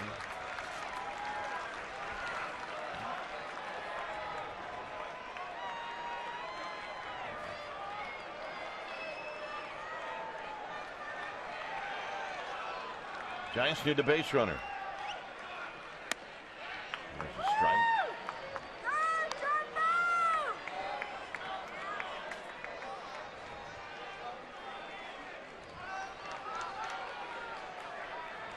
Adrianza trying to get on for Alejandro Diaz and the 1-1. He's high, 2 balls and 1 strike. He just reared back. Not a lot of finesse in the approach of Jumbo Diaz. There's Diaz.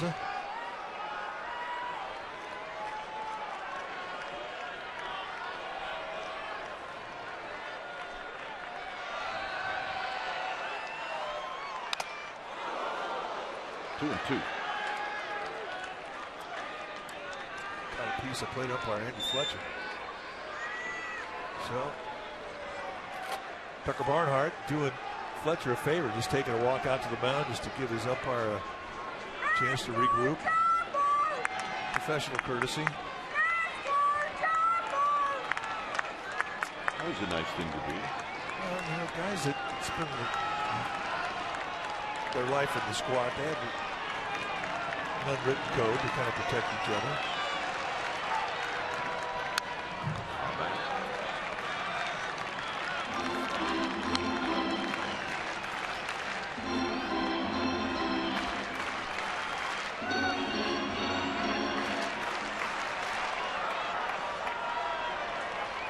Two balls, two strikes.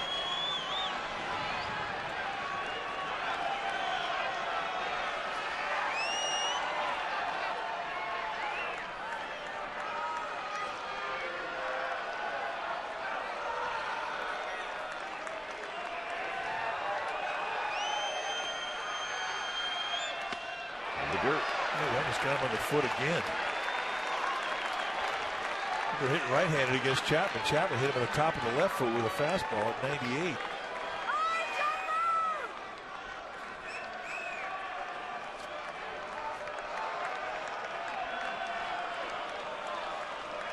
Three and two.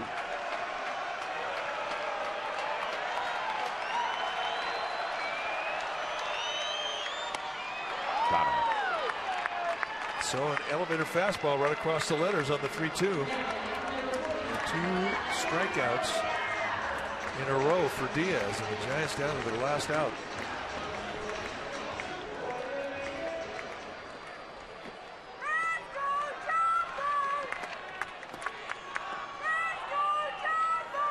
So here's Diaz.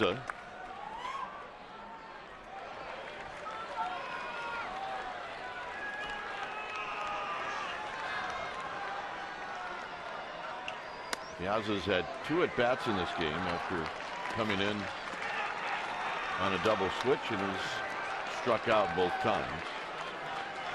Lapeer got him and Chapman got him. This is out of play.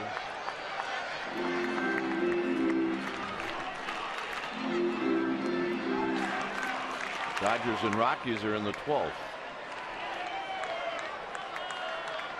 Did they find it? Easter egg hunt? Yeah. You got it.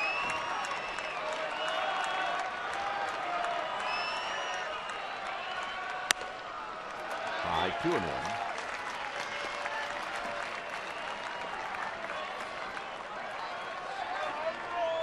There's Pagan.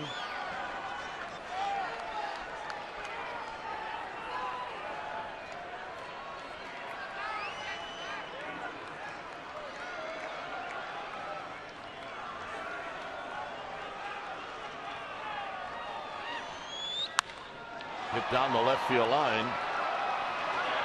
And it's just out of play. So Diaz moves to see another pitch.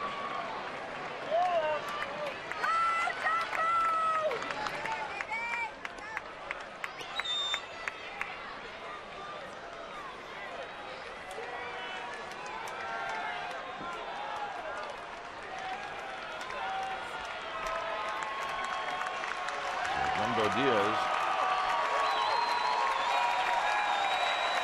Full pitch number 17 here to Diaz. And it's low, 3-2. That's got to go 3-2, doesn't it? Absolutely.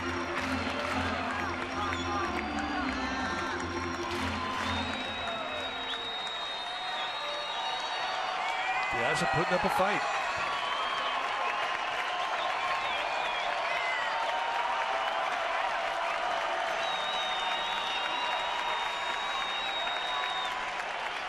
Three-two pitch. Here it is. Hit well into right center field. Bruce on the move. He's not going to get there. And it bounces into the seats for a ground rule double. If that had any kind of a weird bounce at all, we might have had some action. Well, as fast as he is, you're right. The fact that this ball stays in the park tonight could have been an easy triple, maybe more. But we'll never know. But, hey, 3-2, double, 2 outs. Diaz with a great at-bat. The Giants still hopeful.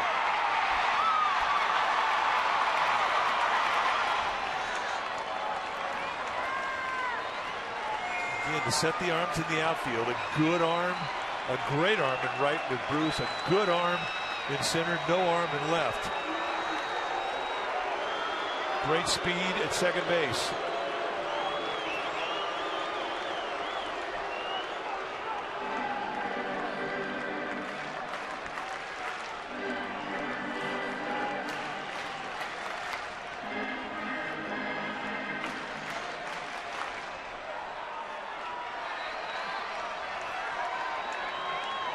Pagan is 1 for 5. On a play, no balls and 1 strike. Jumbo Diaz does not have a big league save.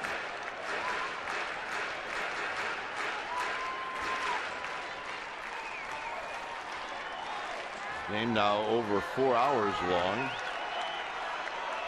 And the Giants are hoping that it'll go on for a while.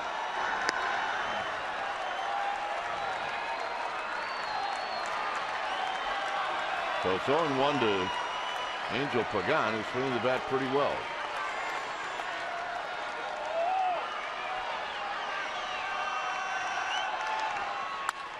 And this should do it. It's Frazier in foul territory, and that's the ball game.